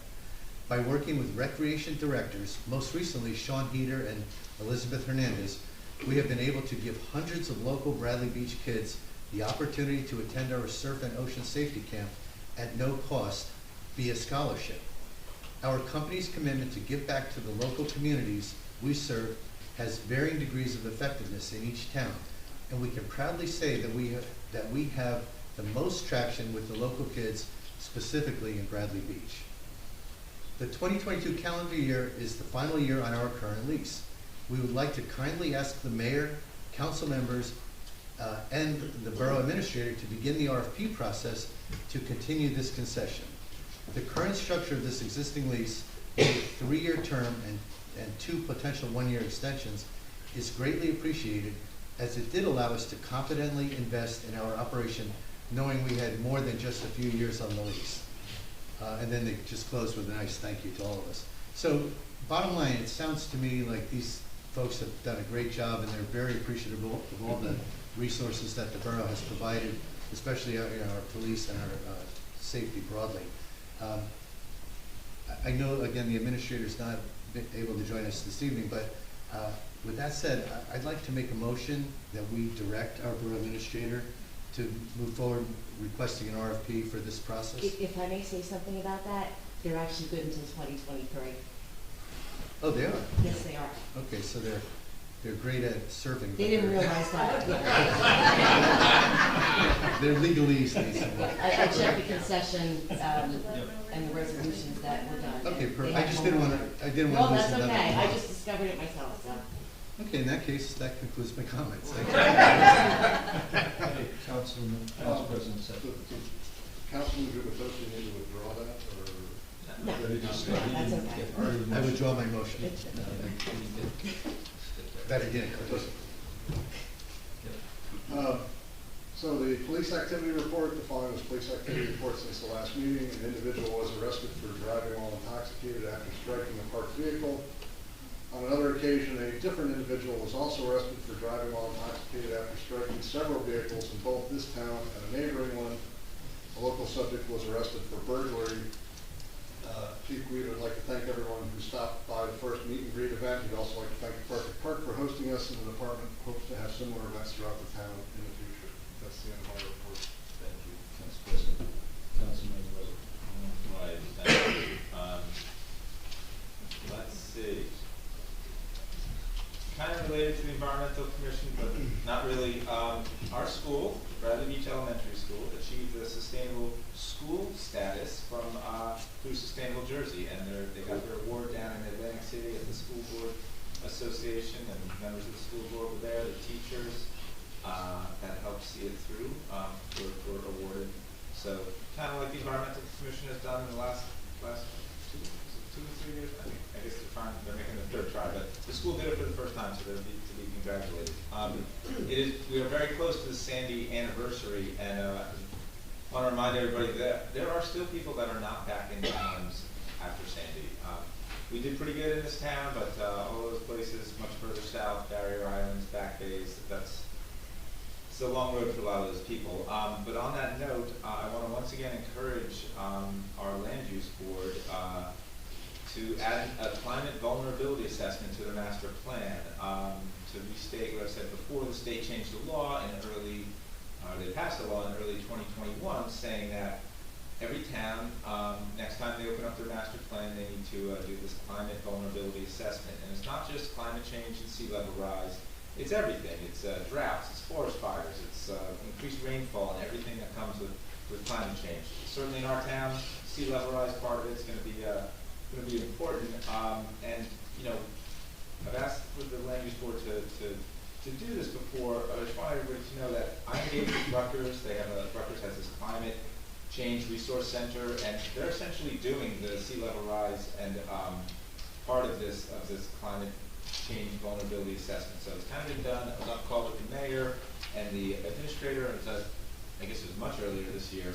But it was in February, much earlier this year. And so, yes, our land use board could wait until they're planning to open up the master plan again and add this climate vulnerability assessment, but I would encourage them to do that sooner rather than later, because I think we're pretty vulnerable in that regard. There's a lot of talk about shade tree tonight. I just want to note, because I went through all the applications to find out that it was 28 people that took care of the planting trees on their own.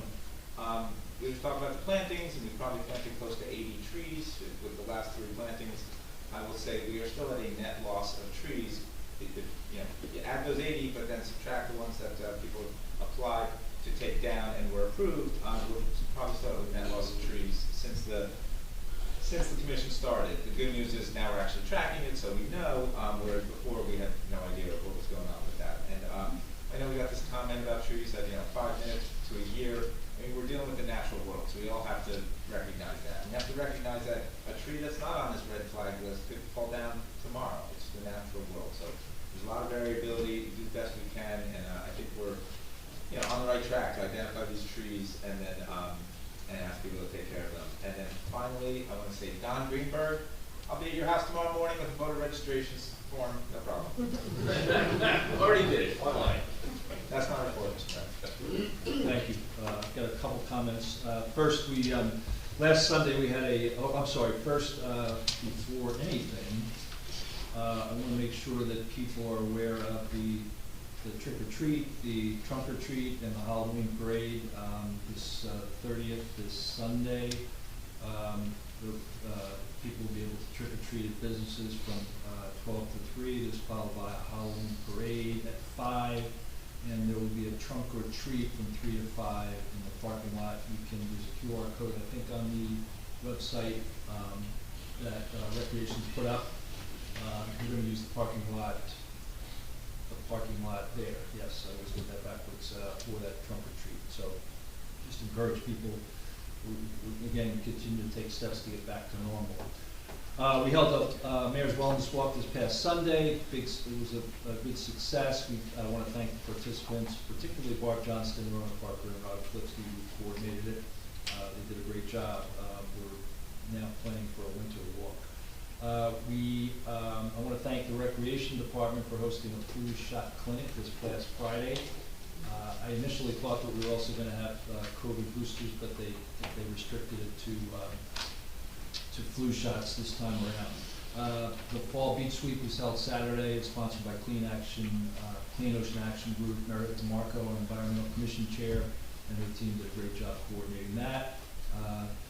We are moving forward with some changes in Fletcher Lake and also Sylvan. Fletcher Lake bench replacement and some shoreline maintenance is happening as we speak. I was at Sylvan Lake today watching the Public Works guys on some of this bulkhead weeds that we're trying to get out of the lake. So that's ongoing. Nancy Martin we had spoken to her a couple of days ago, Councilman, so she was aware of a couple of things going on there. We'll follow up on that memo from the chair. The meetings and communications are ongoing there. We're progressing through the final laterals on the Phase 2 sewer project. I'm happy to report that the curb and driveway apron work on 2nd and 3rd is in process and going pretty well. We also are putting what they call a skim coat on the asphalt to kind of level it just for the winter. It's not a final coat, that'll happen in the spring. We are submitting a stormwater grant, and just to point on the sewer, I see Mr. Fried up in the back from Avakian Engineering. He's been working with the teams and the subcontractors to get that done. Let's see. We're submitting a stormwater grant request to the state for a study to be done on Bradley Beach. That should be a free study. We're going to work with our stormwater engineer to execute that study along with the state. Tomorrow at 7 p.m. there's a brief press conference at the firehouse. The department's generously giving back proceeds raised from their annual 5K run. I won't go into those details because I don't want to steal their thunder tomorrow. Senator Bingo Powell will be attending, who's very involved in community activities like this. From a library standpoint, I'll just mention the items up until our next meeting. November 2nd, there's the 10 warning signs of Alzheimer's. There'll be an English and Spanish program that will recognize those common signs and convey those to people. Thursday, November 3rd, there's a Know Your DNA testing companies. There's a presentation by Eric Dow to explain the different companies and the pros and cons. The 15th of November is Friendship Rangoli Workshop, which Rangoli is a elaborate floor drawing process. They'll decorate your entrance of your house. That gives you good luck and joy. So if you need some good luck and joy, go to that on November 15th. And then the Friends of the Library are holding a jewelry sale on November 18th and 19th during library open hours. And that is my report. So with that, I will now go to announcements. I'm sorry? Announcements. To announcements, there are none, and then go to what's that? Oh, I'm sorry. There is one announcement. I'm sorry. Because, and let me explain this, because there is, I was remiss with the timing of Veterans Day and the next meeting. Mr. William Shuck, who's standing in front of us, works with the borough to really get people for both Veterans Day and Memorial Day, veterans, and ask them to either be grand marshals or guests of honor for those events. And I didn't want to wait till the next meeting and not announce that, so my apologies, but I That's just okay. want Bill That's to okay. just mention that quickly. Members and mayor, members of the council, the individual chosen as our guest speaker for Veterans Day is an individual that not only currently protects and serves the borough of Bradley Beach. This individual has been deployed several times to protect this great nation of ours as well. You know, and he continues to do this. This individual is Rafiq Piquet. Rafiq has been with the United States Air Force since 2000. Currently his MOS, or Military Occupational Service, is security forces. Basically overseeing base defenses, anti-terrorism training, advanced weapons training, and so on. He is a dedicated law enforcement professional with 16 years of experience in the providing community safety, maintaining peace, decreasing crime rates, and assisting our citizens, as well as continuing his routine patrol. So, thank you for giving me the opportunity to present Officer Rafiq Piquet as our guest speaker. Thank you, Mr. Shuck, and that's a great choice. I was really pleased to hear that that was a choice. Generationally, it would be interesting to hear his address on Veterans Day, and we look forward to that. So thank you very much for that. Okay, we'll now have Mayor, if I could just say something really quick. Sure. I'm gonna stand up from addressing all of you. So I just want to say something about minutes, if nobody minds. Minutes are the action that was taken, not so much what was said in a meeting. So I just want to make sure everybody understands that, as is your right to say whatever you want about them. I do the best I can with them, and with executive session, I do not have a recording. So when I do them, I'm doing them off of memory. And again, it is the action that was taken, not so much what was said. I just wanted to point that out. Okay, thank you. Thank you. Thank you. Okay, we'll move to public comments, 5-minute limit, single instance. Any public comments? Yes.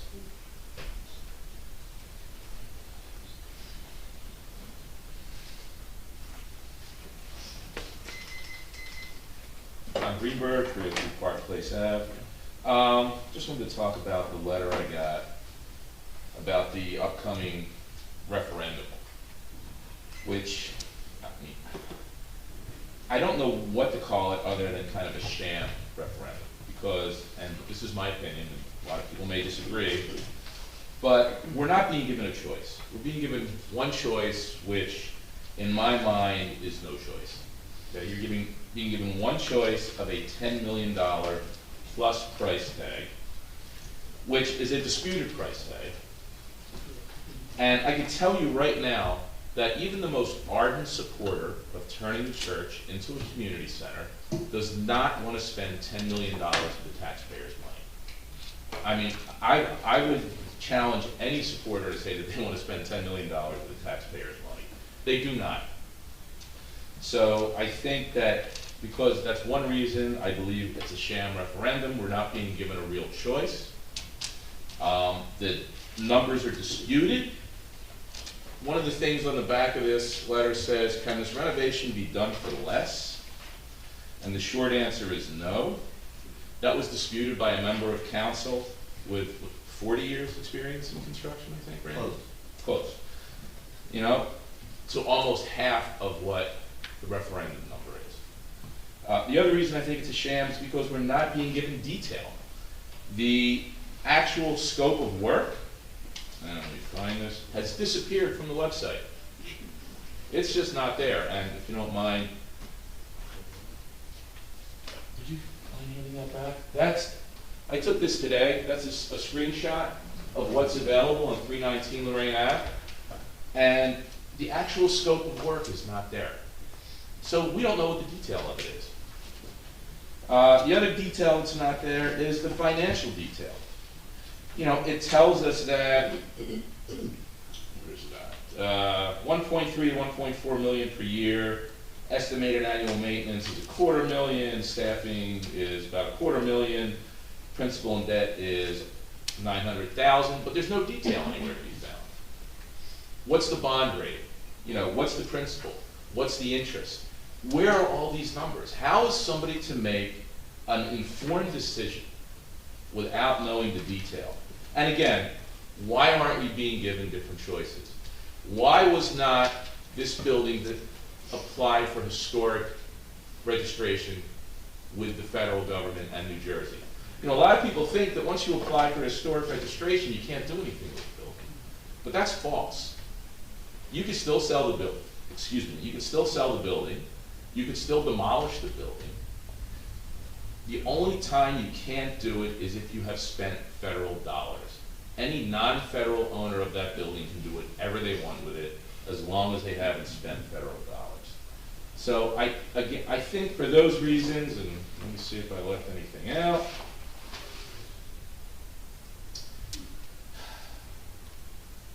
Yeah, we haven't looked for grants, we haven't looked for historic registration, there's no transparency, there's really no choice.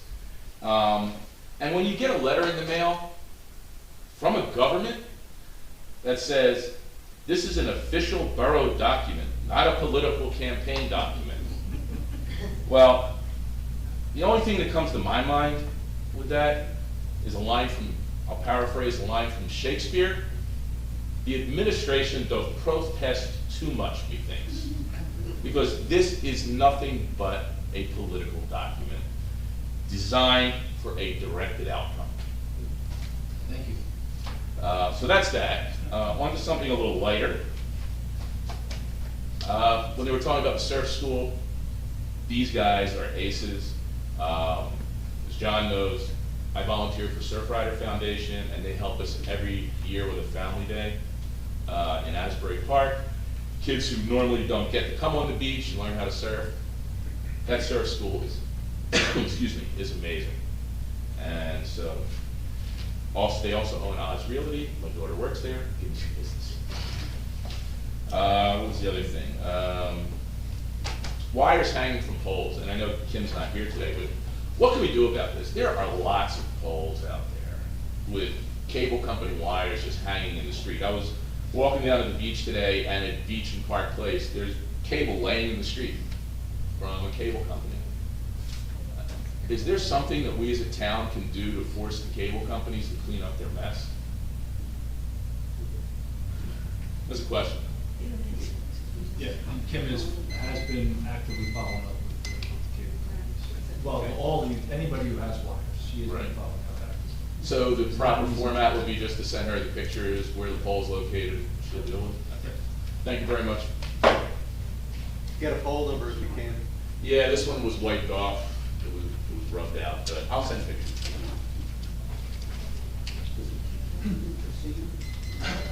Terence Wright, 406 Madison Avenue. The gentleman just spoke, I agree with him on the surf camp. In fact, my 4 grandchildren this year attended it, had a great time. One's 5, one's 8, one's 11, one's 13.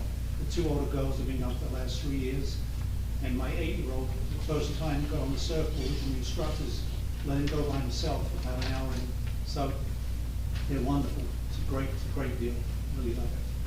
On the other subject, on the church, I totally disagree with everything that was said.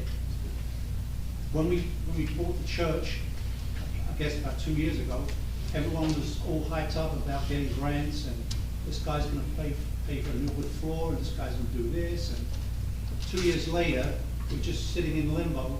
Now we're spending, I understand, a couple $100,000 to repair a roof, so the building doesn't totally collapse and fall in.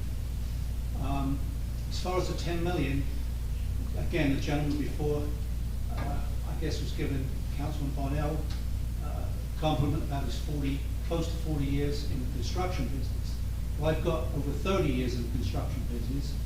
Not that I'm trying to compete, but I asked Mr. Bennell several months ago when we were in all this heated argument about the church, and I said to Councilman Bennell, right over there, at the end of the meeting, let me ask you a question, in your professional opinion, what do you think it's gonna take to do this restoration? He says, about 8 million. Now, maybe 8's less than 10. As far as I'm concerned, I don't wanna spend 8 million, or I don't wanna spend 5 million. And as far as other choices, there are no other choices. You're either gonna do it, or you're not gonna do it. And you can give people 25 pages of itemized numbers, it still comes out to 8, 10, I've heard, could be 10, could be 12. But it's not 1 or 2 or 3. So, you know, if you're gonna argue over numbers, I don't want to be in debt for $10 million in the town.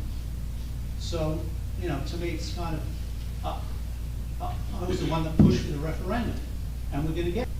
Now, if the people in town want to get all this debt, then they can vote it in. But if it goes down, it goes down. That's democracy, right? Majority rules. So let's wait for the referendum and get the results. Thank you. Thank you. Anyone else? Yes.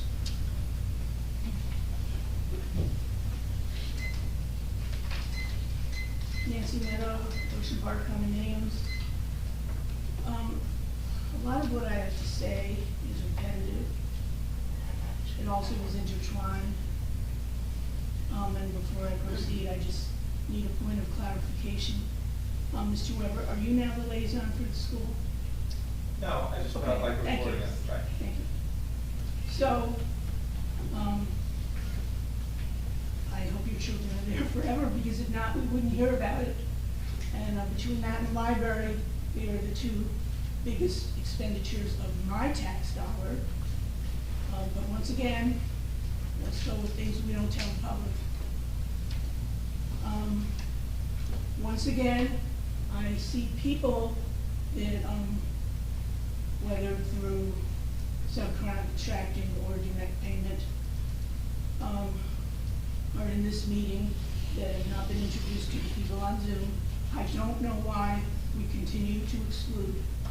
I don't know why there's one screen, a smaller one that I'm going to imagine the 5 of you can see, and that one is not tilted so that this audience in here can see.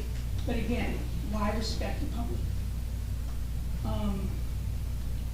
The previous administration, I survived Rehab-Gate. Since July 2021 with this administration, I have observed Recyclegate, Churchgate, now we have Treegate. There are 2 common denominators in all of that. And again, it just points to this administration and how mismanaged we are. We had a power outage in town. A lovely neighbor stopped by to see if she could help me. I did not need help. But then I had a whole bunch of people knocking on my door asking me what to do. Had those procedures been outlined for the public, quite honestly, I wouldn't have been disturbed. And it is not my job. Why do I have to continually say things like this? You're embarrassed when you go to meetings with your counterparts from other municipalities? Well, you know what, Mr. Mayor? You should be, because I am embarrassed. I am embarrassed for us and the lack of respect regarding what the residents want. And why people come up here and don't fully disclose their relationships to the borough, I find also unacceptable. Thank you for your time. Thank you. Just to clarify, I never said it was No, embarrassing. you know what? You don't usually answer me, so don't even answer me now. No, you can't pick and choose. I'm not answering you. Then don't speak to me. I'm Don't not pick and speaking- I'm not choose. speaking to you. To clarify for the group, I've never said I've been embarrassed by Yes, you did. You made it quite clear. yes. We'll pull up the minutes. We'll pull up the recording. Can I speak on Zoom? Yeah. Yes. You're next. Yeah, you're next.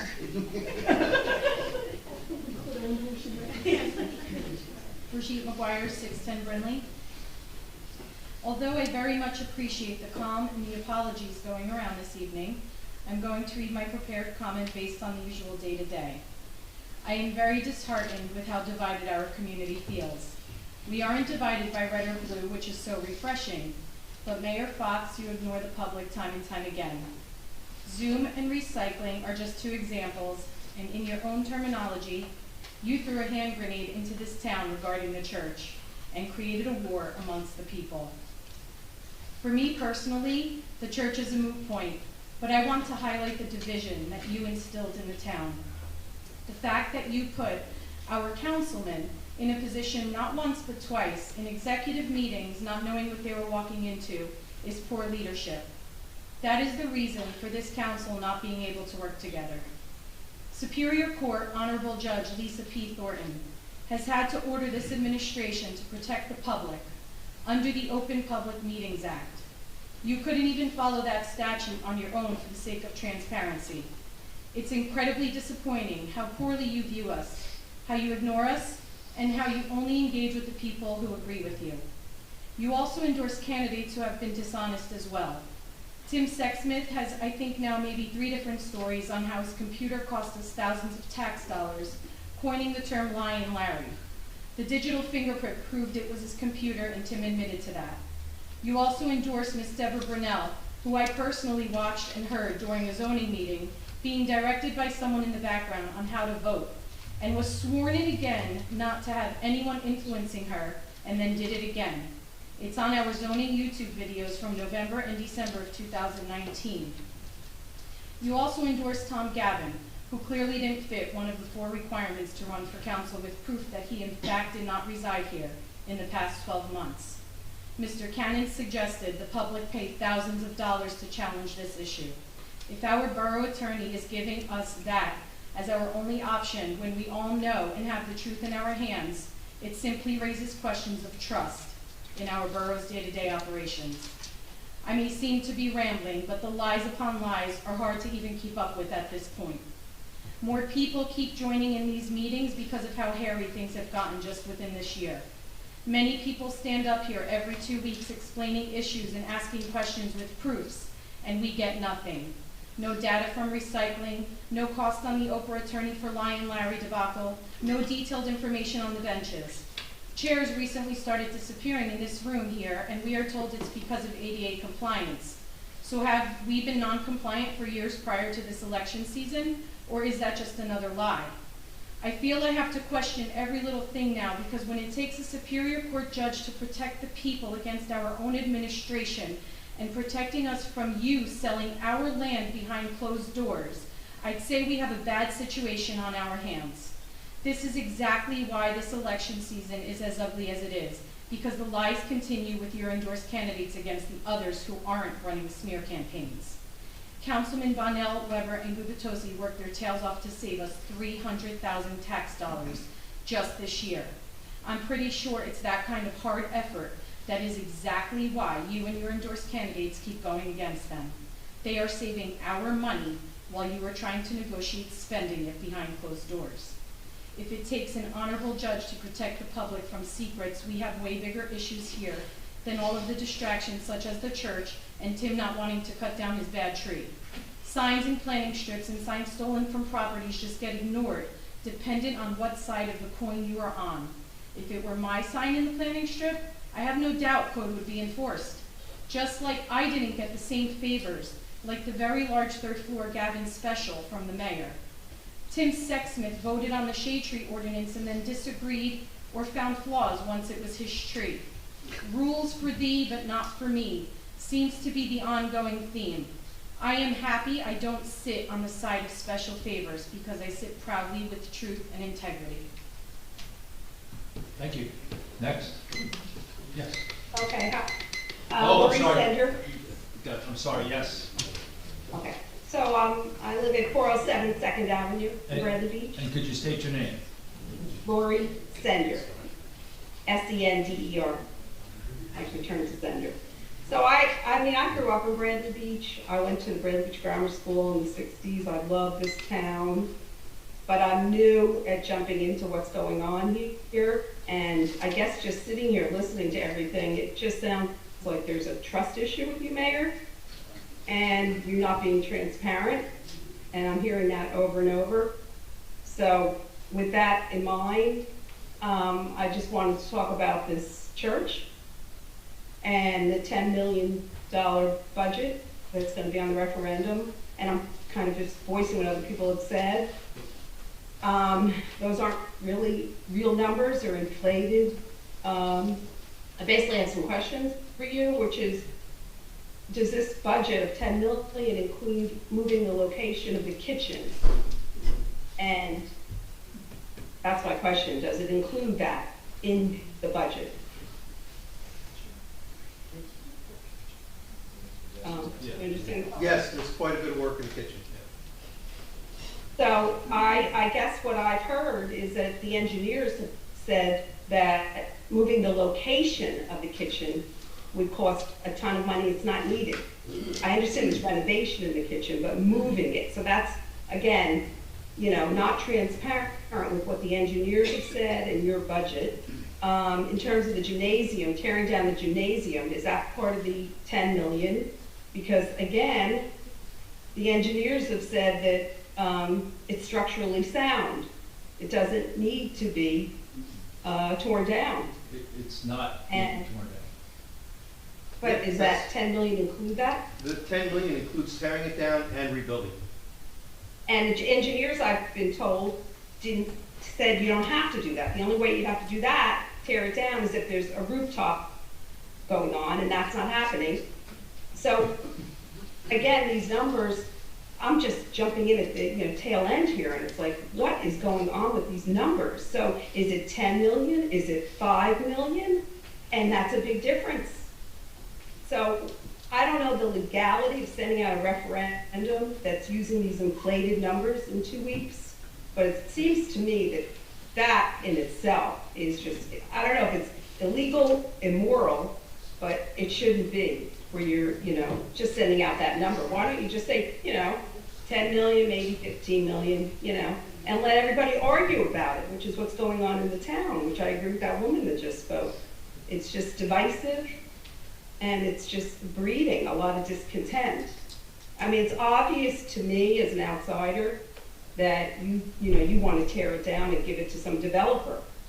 But I walk around the town, this summer, and it's like, oh, that building's new, that house is new, that house is new, and it's like, wait a second, what's going on here? They all look alike, it's beginning to look cookie cutter. Does anybody care about just not giving to developers and turning it into, just a basic town that has an ocean next to it? Anyway, I guess I'm getting off track here, but this increase in taxes is based on how many years? Again, not transparent. Is it 10 years? Is it 20 years? Is it 25 years? Or is it 40 years? And then they talk about, turning it, you don't need to turn it into a community center because we have a rec building. Okay, I know I already raised my son, he's 23, but if I had a 10-year-old who had to go and cross the street on Memorial Drive to get to a rec center, I would have a heart attack every day of my life. So to me, that's not a rec center. If you have to I can barely drive across Memorial Drive. I can barely make it myself. It's on this side of Memorial Drive. Oh, is it? Oh. Are we not across Memorial Drive? Okay. I knew somebody would find something wrong with what I'm saying, but, the fact is, the other day, a month ago, I went to the library. I walked from 2nd Avenue to the library, and it was like, this is so wonderful. I'm here in 2 minutes. How beautiful is that? Why can't you have a community center, in the church, with senior citizens going there, have theater there? It could be a beautiful, beautiful thing. Do you really want to have a developer just turn it into what's already going on in our town? I mean, I have a house that just turned 100 years old. Someday I'll die, and my son won't want it. Do I want a developer to come in and level it because we don't have a mayor who cares about any historic homes? Thank you. You're welcome. Yes.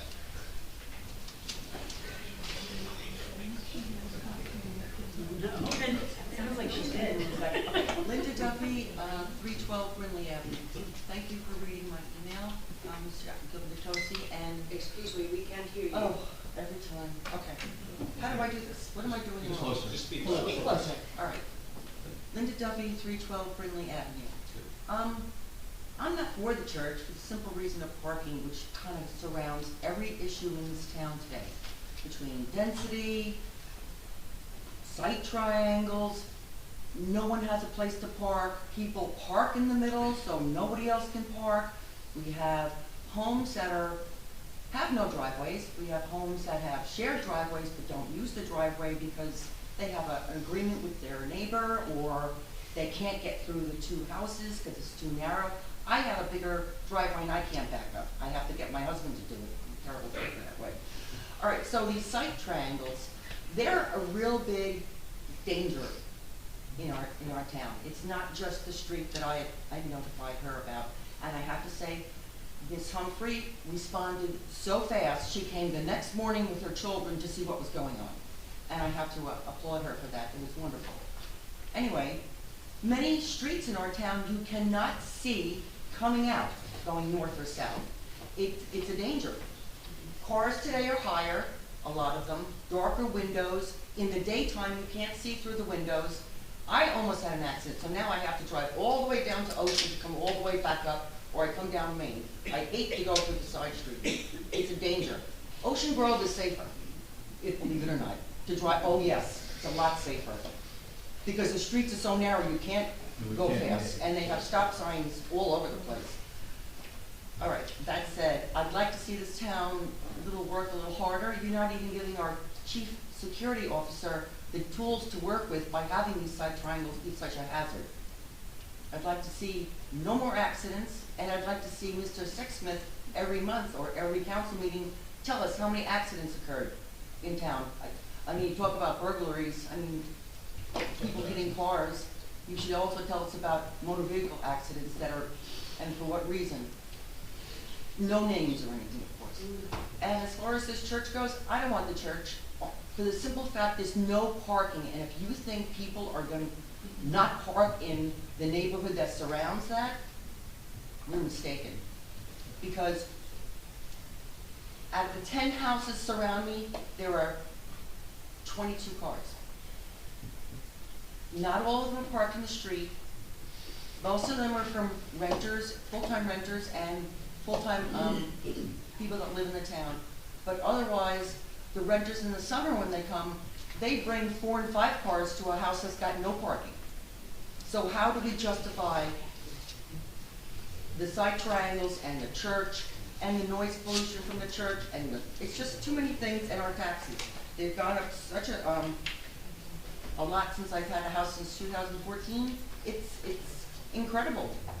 Thank you very much. Thank you.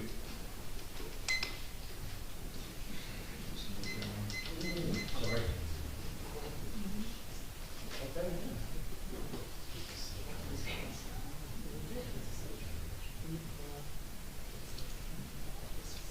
Rich Despin, 600 3rd Avenue. I have 3 quickie things here. There might be a procedure change that I'm not aware of, but since I've lived here, when I see something wrong, for example, flowers are not planted, or the fountain's not working on 3rd Avenue Park, I simply say hello to, gee, he's always around in his truck, or I would contact him at his office, and he's always getting taken care of. Recently, first off, I haven't even seen him. He used to always attend these meetings, and I haven't seen him in a long time. I haven't seen him in his truck in the neighborhood. He doesn't have a truck anymore. He's got a car. Okay. That's probably why. Oh, that's right. That's why I didn't notice him get a car. I'll have to look at cars. In any event, on top of that, I had texted him, and he didn't respond to me, which was very unusual. And then I called the office on 2 occasions, the general number. Sorry.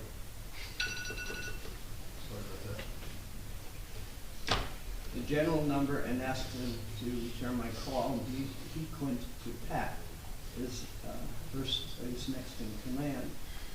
So my question is this, maybe there's a different process here that I can't go directly to them, that I have to go through you or the DA or anything like that? But he's still around, right? Yep, he's around. Okay, thank you. Maybe you just call him up every week, yeah. Okay, I heard once again about work on the streets skim coating.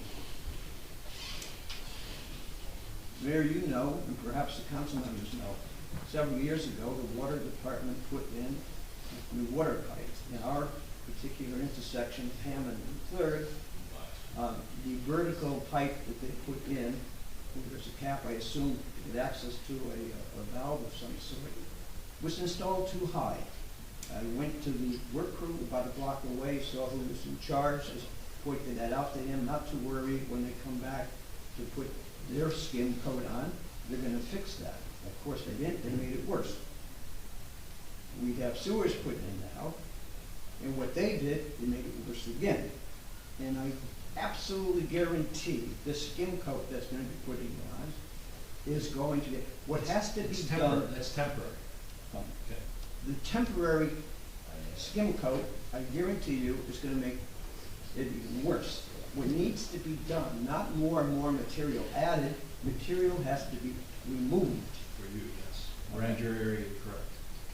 Well, thank you for agreeing with me, but I just think that the town failed to support the residents by, in the beginning, going after the water company who created the mistake to begin with. I know that wasn't on your watch, you understand that. And lastly, I had the pleasure of speaking to one of the new to me town employees. He told me he's been around for a while. His name is Todd. He's such a pleasure to speak to. He articulates very, very well. He was patient. He was very, very helpful. And I just thought I'd end my little talk here with a positive. He's watching TV, it's in the room, so. Oh, really appreciate it. Hi, Todd. Thank you. Anyone else? Yes. I'm sorry, Mayor, did you call on me? Lauren Egbert, 404.5 Brindley Avenue? No. You're next.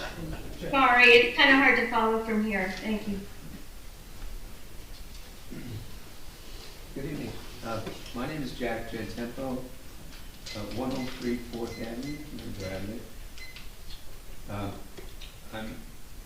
In terms of the referendum, which is coming out, you know, proffered there is this $10 million number, which I'd like to see challenged.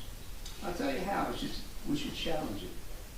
We should send out an RFP to at least a dozen contractors. Send out an RFP to a dozen contractors and at least see what that number really is. Because when the rubber hits the road, those numbers are coming down. Those numbers are going to crumble. So if we could possibly get that organized, I think that would be a step in the right direction. We can verify what this number is supposed to be. But when these guys come in and general contractors, and they know how to sharpen pencils, let's see what happens. Secondly, there's a lot of negative talk, very negative talk, about we can't raise the money. We can't raise the money? We have a marvelous story to tell. We have state and federal grants. We have civic associations. We have corporate donations. We have personal donations. We could raise the money. Come on. I have a lot of confidence in this deal, and I think it's a terrific place. It's a historic, cultural, community center. Why we're throwing it away, I'll never know. Thank you. Thank you. Yeah. So Lauren is going to be next. Want to get the young lady first? Oh, yeah, I'm sorry, Lauren. Lauren. Thank you. Just 1 second. Right. Then when you do get to me, I'm falling asleep at the wheel. This is Lauren Egbert, 404.5 Brindley Avenue, and I'd like to thank Jack for his comments.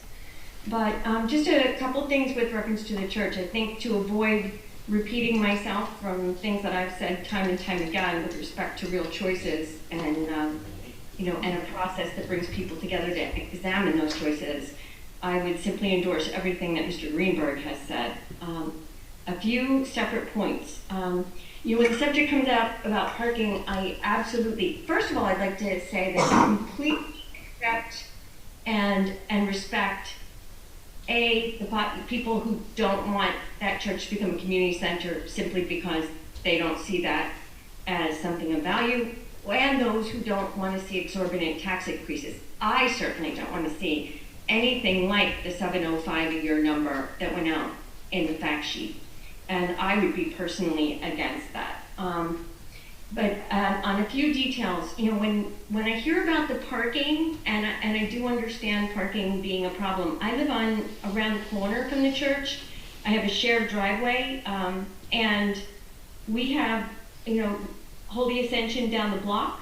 I have to say, when there are weddings there, parking gets slightly more difficult, but it's almost negligible because it's so difficult anyway.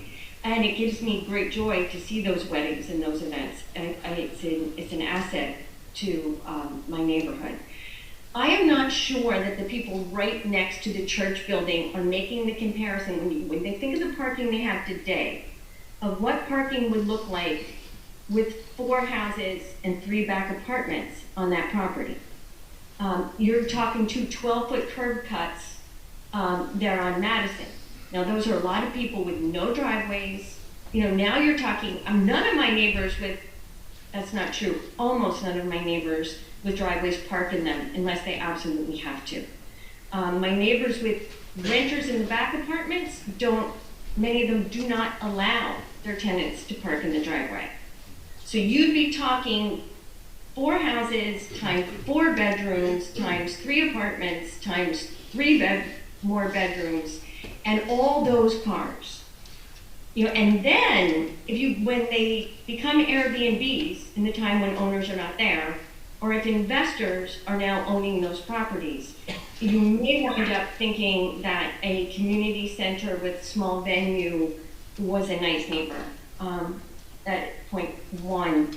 The second is I've heard a lot of, lately that, we have this private organization, the Friends of the Bradley Beach Community Center, who, had all this time to get donations and had all this time to get grants. The one thing that I heard every time a fundraising was approached is, how can you do fundraising when we have no idea if this building is going to be knocked down by the town, or if the town is keeping it, or what the status is. So that's just not real.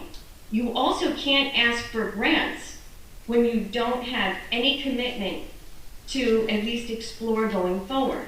So there's been 0 opportunity to get funding. And the numbers that went out didn't allow for possible grants. They didn't allow for revenues. I think I'll leave that there as opposed to listing all the possibilities, and that could be a good thought experiment. But on the third thing I will say is that this is a particularly unfortunate time right before the referendum for the engineering report that came out in June that listed item by item by item the proposed work and expenses. It's not a good time for it to go missing and not be easily found on the website. So I would ask for that to be corrected. And thank you. Thank you.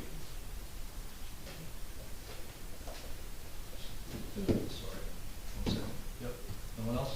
We have. Oh, yeah, sorry. Paul Shankin on Zoom? Yeah, let me get this one first. And let me.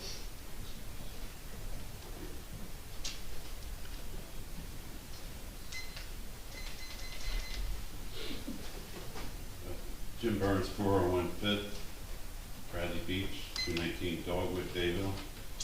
Wasn't going to speak tonight, but just can't help myself. First of all, the site triangles are a disaster all through town. If there's a van or something parked within that 15 feet, it's crazy. The last few meetings, I haven't heard of any budget shortfalls on the rise in health insurance, going up 24% in the state. The natural gas rise, is our budget going to absorb that? I know contractually with the police and employees, you know, you need to hold those benefits until the end of their contracts. I haven't heard anything about that, and that's a lot of money. I sit on other boards in the county that they have big holes in their budgets. And I hate to say it, but I've been in contractor for 50 years. And now I look a little winner, but I started in 1971 right from Vietnam, but I've been in and out of that church, and I take it very neutral, and it's unfortunate that it's become this political football. I think you didn't do it a good service with putting it out in the silly season. Maybe the referendum should have been put out by itself, where there's no competition of who hates it, who loves it, who's lying, who's this. There's so many variables there. You know, if the work was done through the town, would it have to be done prevailing wage? Could it be done in a project labor agreement? This young gentleman here was right to get companies like Turner, Epic, Morse Diesel, and get them in there and say, hey, what do you think? Or put a design build out there. Or sell it and lease it back. Or it doesn't really all have to come back. I've walked through that gym, and that gym needs a lot of work, a lot of structural work. And then there's little alcoves over there that don't have to be rebuilt. So maybe you want to take the big piece of pie and keep what you want, or not, or get rid of it and then deed restrict the property. People don't know you can deed restrict it. Single family home, no back garage. It's got to be blue or red. You can do anything you want. You know, you're the council. And as far as Ms. Brunel, I've been with her about 20 years. Sometimes good, sometimes bad. But I've been on a lot of boards. And if I sit there during a meeting and I'm in the same room and I hear something that just doesn't work, I'll let her know. Let's face it, she's a housewife, librarian. What the hell does she know about buildings? She knows about, like what Mr. Weber's been talking about, trees and surf. What's he know about building, right? So whatever input I could do. So that young lady, if that's the best shot she's got at Miss Brunel, God bless her, because I can't tell her how to vote. Believe me. Thank you. God bless our vets. Thank you. Yes. Thomas J. Cohen, 612 3rd Avenue. Ms. Monmouth, could you help me with this ordinance resolution 2022-250 that was just passed tonight? Hey, TJ, can you speak up a little? Oh, sure, that's usually not a problem. It wasn't passed. It wasn't passed. It wasn't passed, okay. I just want to know if there was a conflict, that Councilman Sexsmith seconded the ordinance that benefits him. Well, I abstained from the vote. He abstained from the vote, but he seconded the ordinance when he benefits from the ordinance. It says right here, serve certain property owners with violation notices pertaining to potentially hazardous shade tree. He's admitted that he's one of those people. So how was he allowed to second the motion, even though it didn't pass? I'm just procedurally questioning. Procedurally, if it passed, I would say we probably might want to recall a vote. Thank you, that's all I need. And That's redo it. perfect, But in that's the event exactly what I it was. did not pass, I think it's. Perfect, that's perfect. I just did want to comment on one of the gentlemen who spoke about that the church has been in limbo. Yes, it's been in limbo for over 800 days under the Engelstadt and Fox administrations. It's not the church's fault, it's the administration's fault. The property has never been maintained, so that's where the limbo was created. I just wanted to clarify that. And in terms of the comments from the gentleman who just spoke about Ms. Brunel, I'd like to say that the Zoning Board of Adjustment, and please correct me if I'm wrong, Ms. Monmouth, is a quasi-judicial body. Is that correct? I'm sorry, can you? Is the Zoning Board of Adjustment a quasi-judicial body? It's an argument that's commonly made. Yes. To hold them accountable for certain. Yeah, so should voting members of a quasi-judicial body interact with people on a case that they're working on Zoom? Legally, I don't think there's any restrictions against that. Ethically or morally, I mean, I would have to know the circumstances of what the communications were. Well, it was a It was a zoning board application, she's on a Zoom call, and somebody in the room is telling her what to do. I mean, it's a quasi-judicial body. If you didn't have Zoom. PJ, were you in the room too? Excuse me.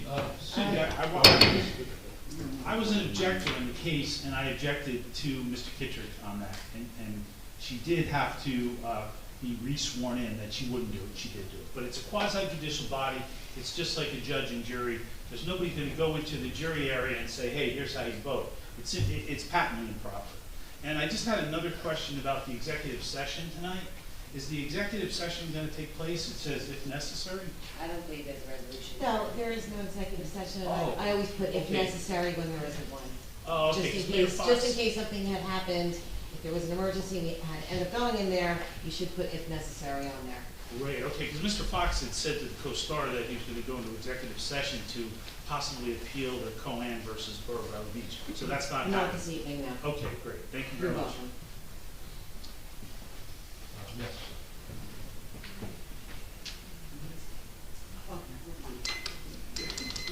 Cindy McKenna, 218 Fourth. I just had a couple of questions. In terms of the tree inventory and the shortage of trees, whatnot, has any consideration been given to planting the strip that is between Second and Third, the first like Ocean Ave block, the 100 block?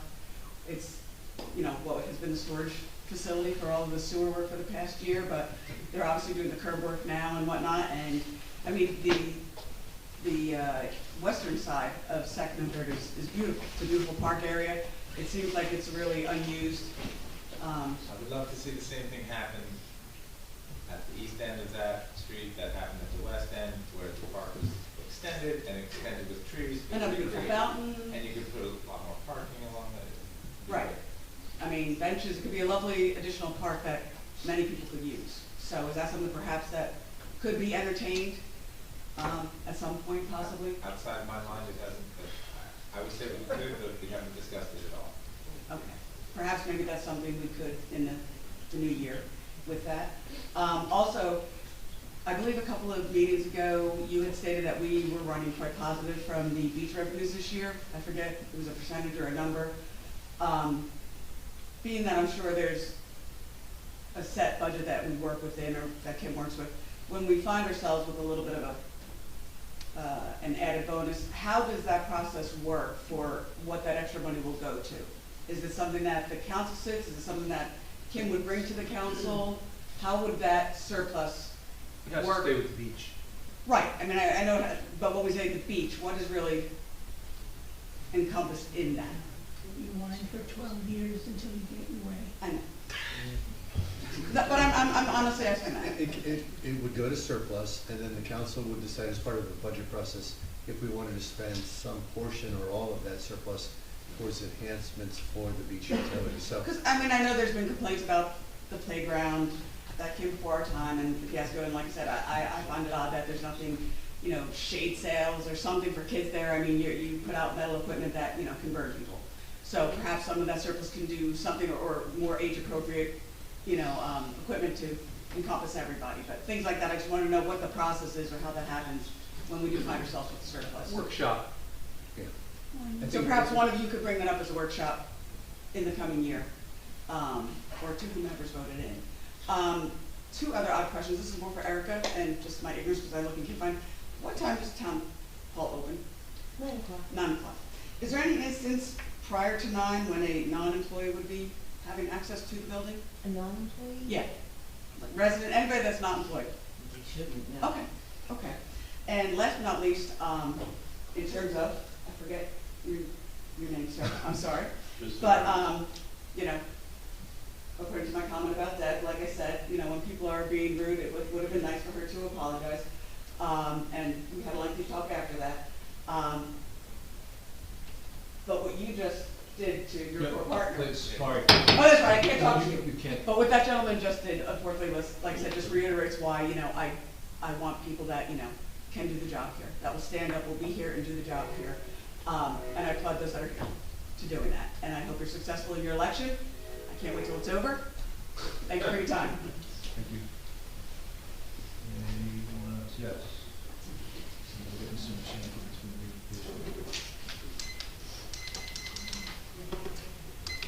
Hi, Leanne Tessio, 401 McCabe. I'm just noticing something tonight, speaking of trees, as I'm sitting with our papers on my left. I was wondering if it would be cost saving and save the trees if we could go double-sided on all of our paperwork that we give out. I don't know if it's just tonight, and then there's before. Yeah, I do it. I do double-sided. Okay, it was just tonight then. That was just one side. Okay. So that's it really. I'm not gonna, I always mention 217 McCabe Ave, Irvington Manor, just continue my exasperation with like what goes on there, and I just, I email our code department and basically just get a response that it was looked at and it's closed, so just want to mention that again. Thank you. That's it. Anyone else? Paul Schaffner. Oh, Paul, I'm sorry. Jesus. Sorry, Paul Schaffner. Paul Schaffner, 411.5 Lorraine Avenue. I'm surprised that nobody has really mentioned the new website for the borough, which appeared last week without any fanfare. It's certainly an attempt to improve things. At this point, I'll reserve judgment. Obviously, it's a work in progress. It's such a work in progress that every 12 hours that I check to see what's listed there for 319 Lorraine and do all possible searches to find information, I find that some things that were there before are not there.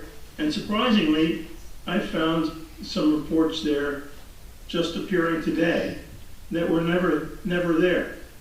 One report that, in fact, Mayor Fox, you had said was public knowledge months and months ago, even though I could not find it at the time and could not find it until today.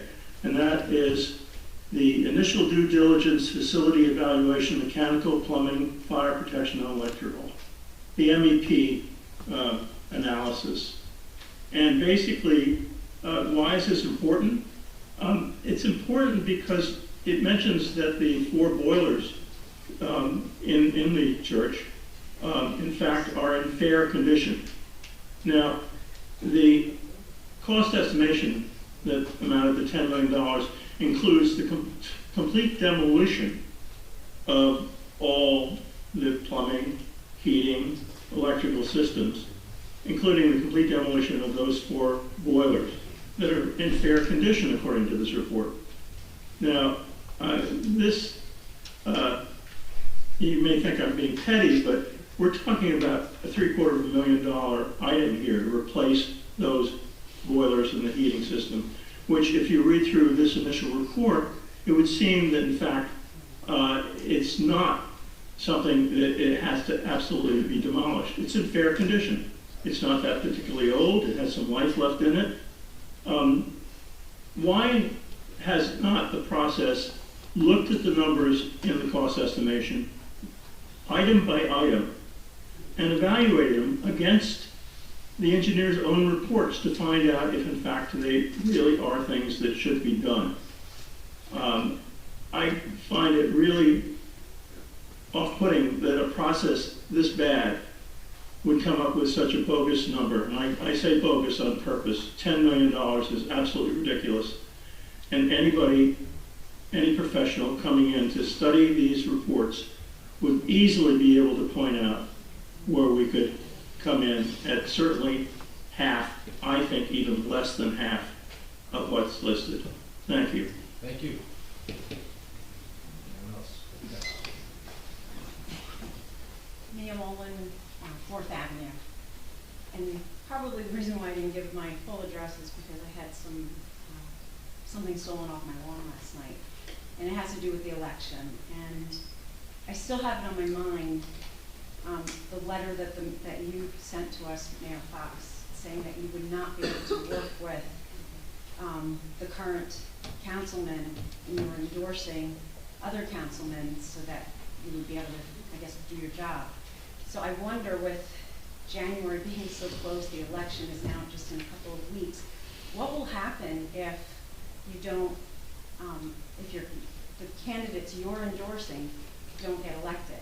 I worry about that because I moved into this town 7 years ago, and I really felt like it was a good place, and things were being run, and I've now been exposed to so much more because I guess it's an election year.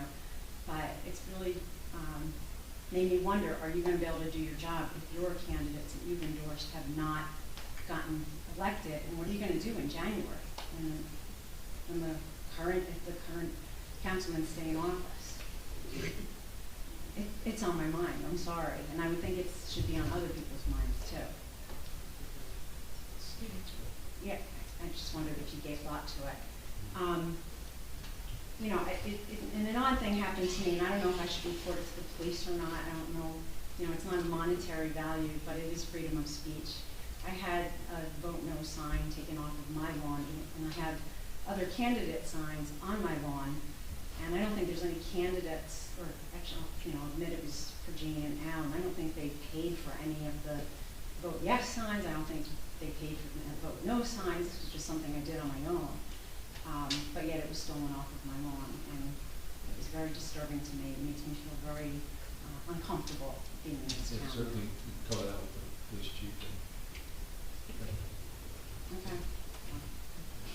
For the record, I just wanted to say that, and I think the stealing of the sign is really just an infringement on my freedom of speech, and I would never do that to anybody else. I agree. I think it's a very sad state, and something has happened in the climate of this town has changed it to be that way.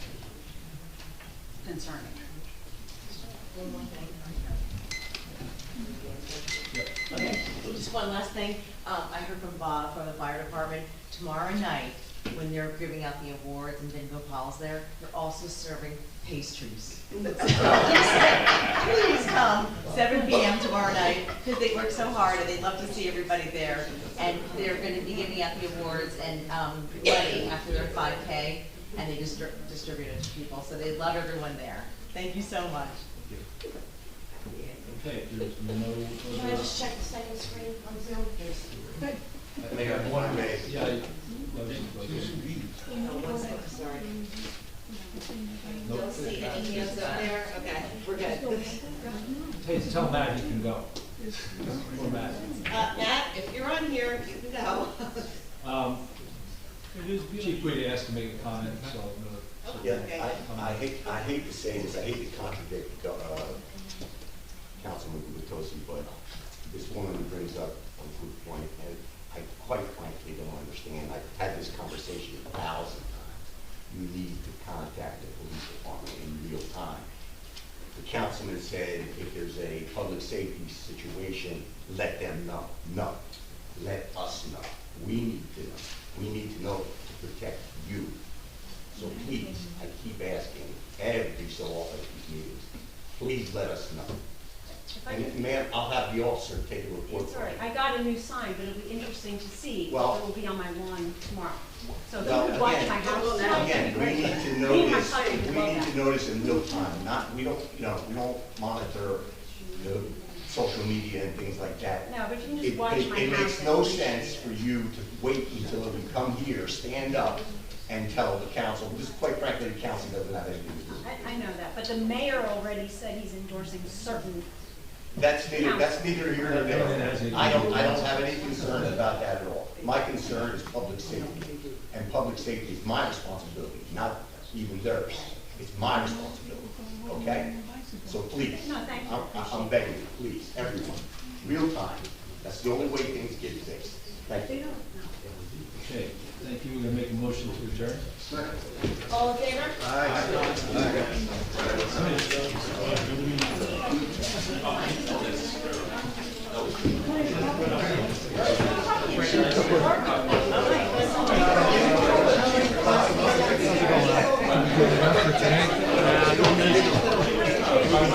don't know, Bob said.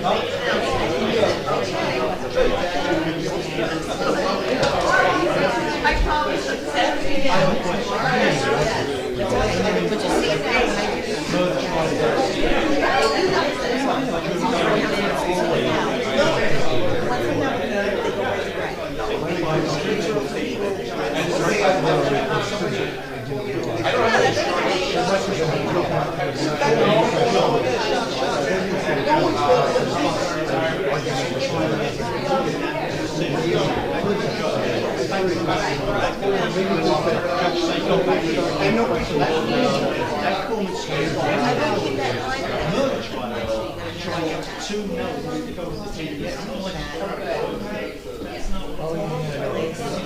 Someone in the audience who tried goes into the jury while they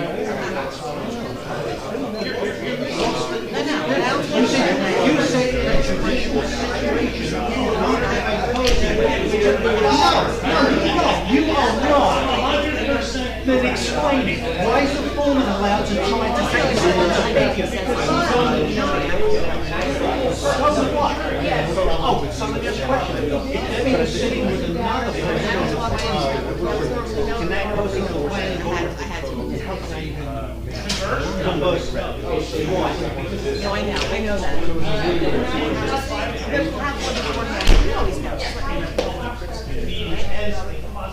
Thanks. So I can get my office. No.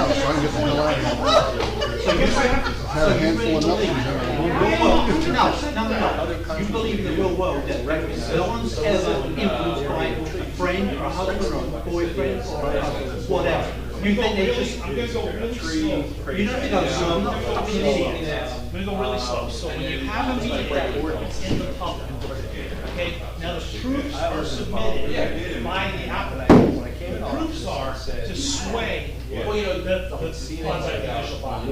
That doesn't mean someone can walk around and go up there and whisper in their ear. And that's essentially what happened. They make public comments about it. Okay, they can do it in public. That was not a public comment.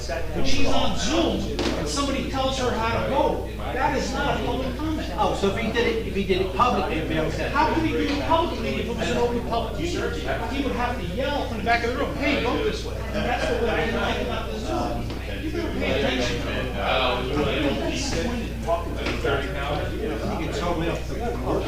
Listen, you've been spreading that rumor about me for a long time. There's no rumor spreading about you. Facts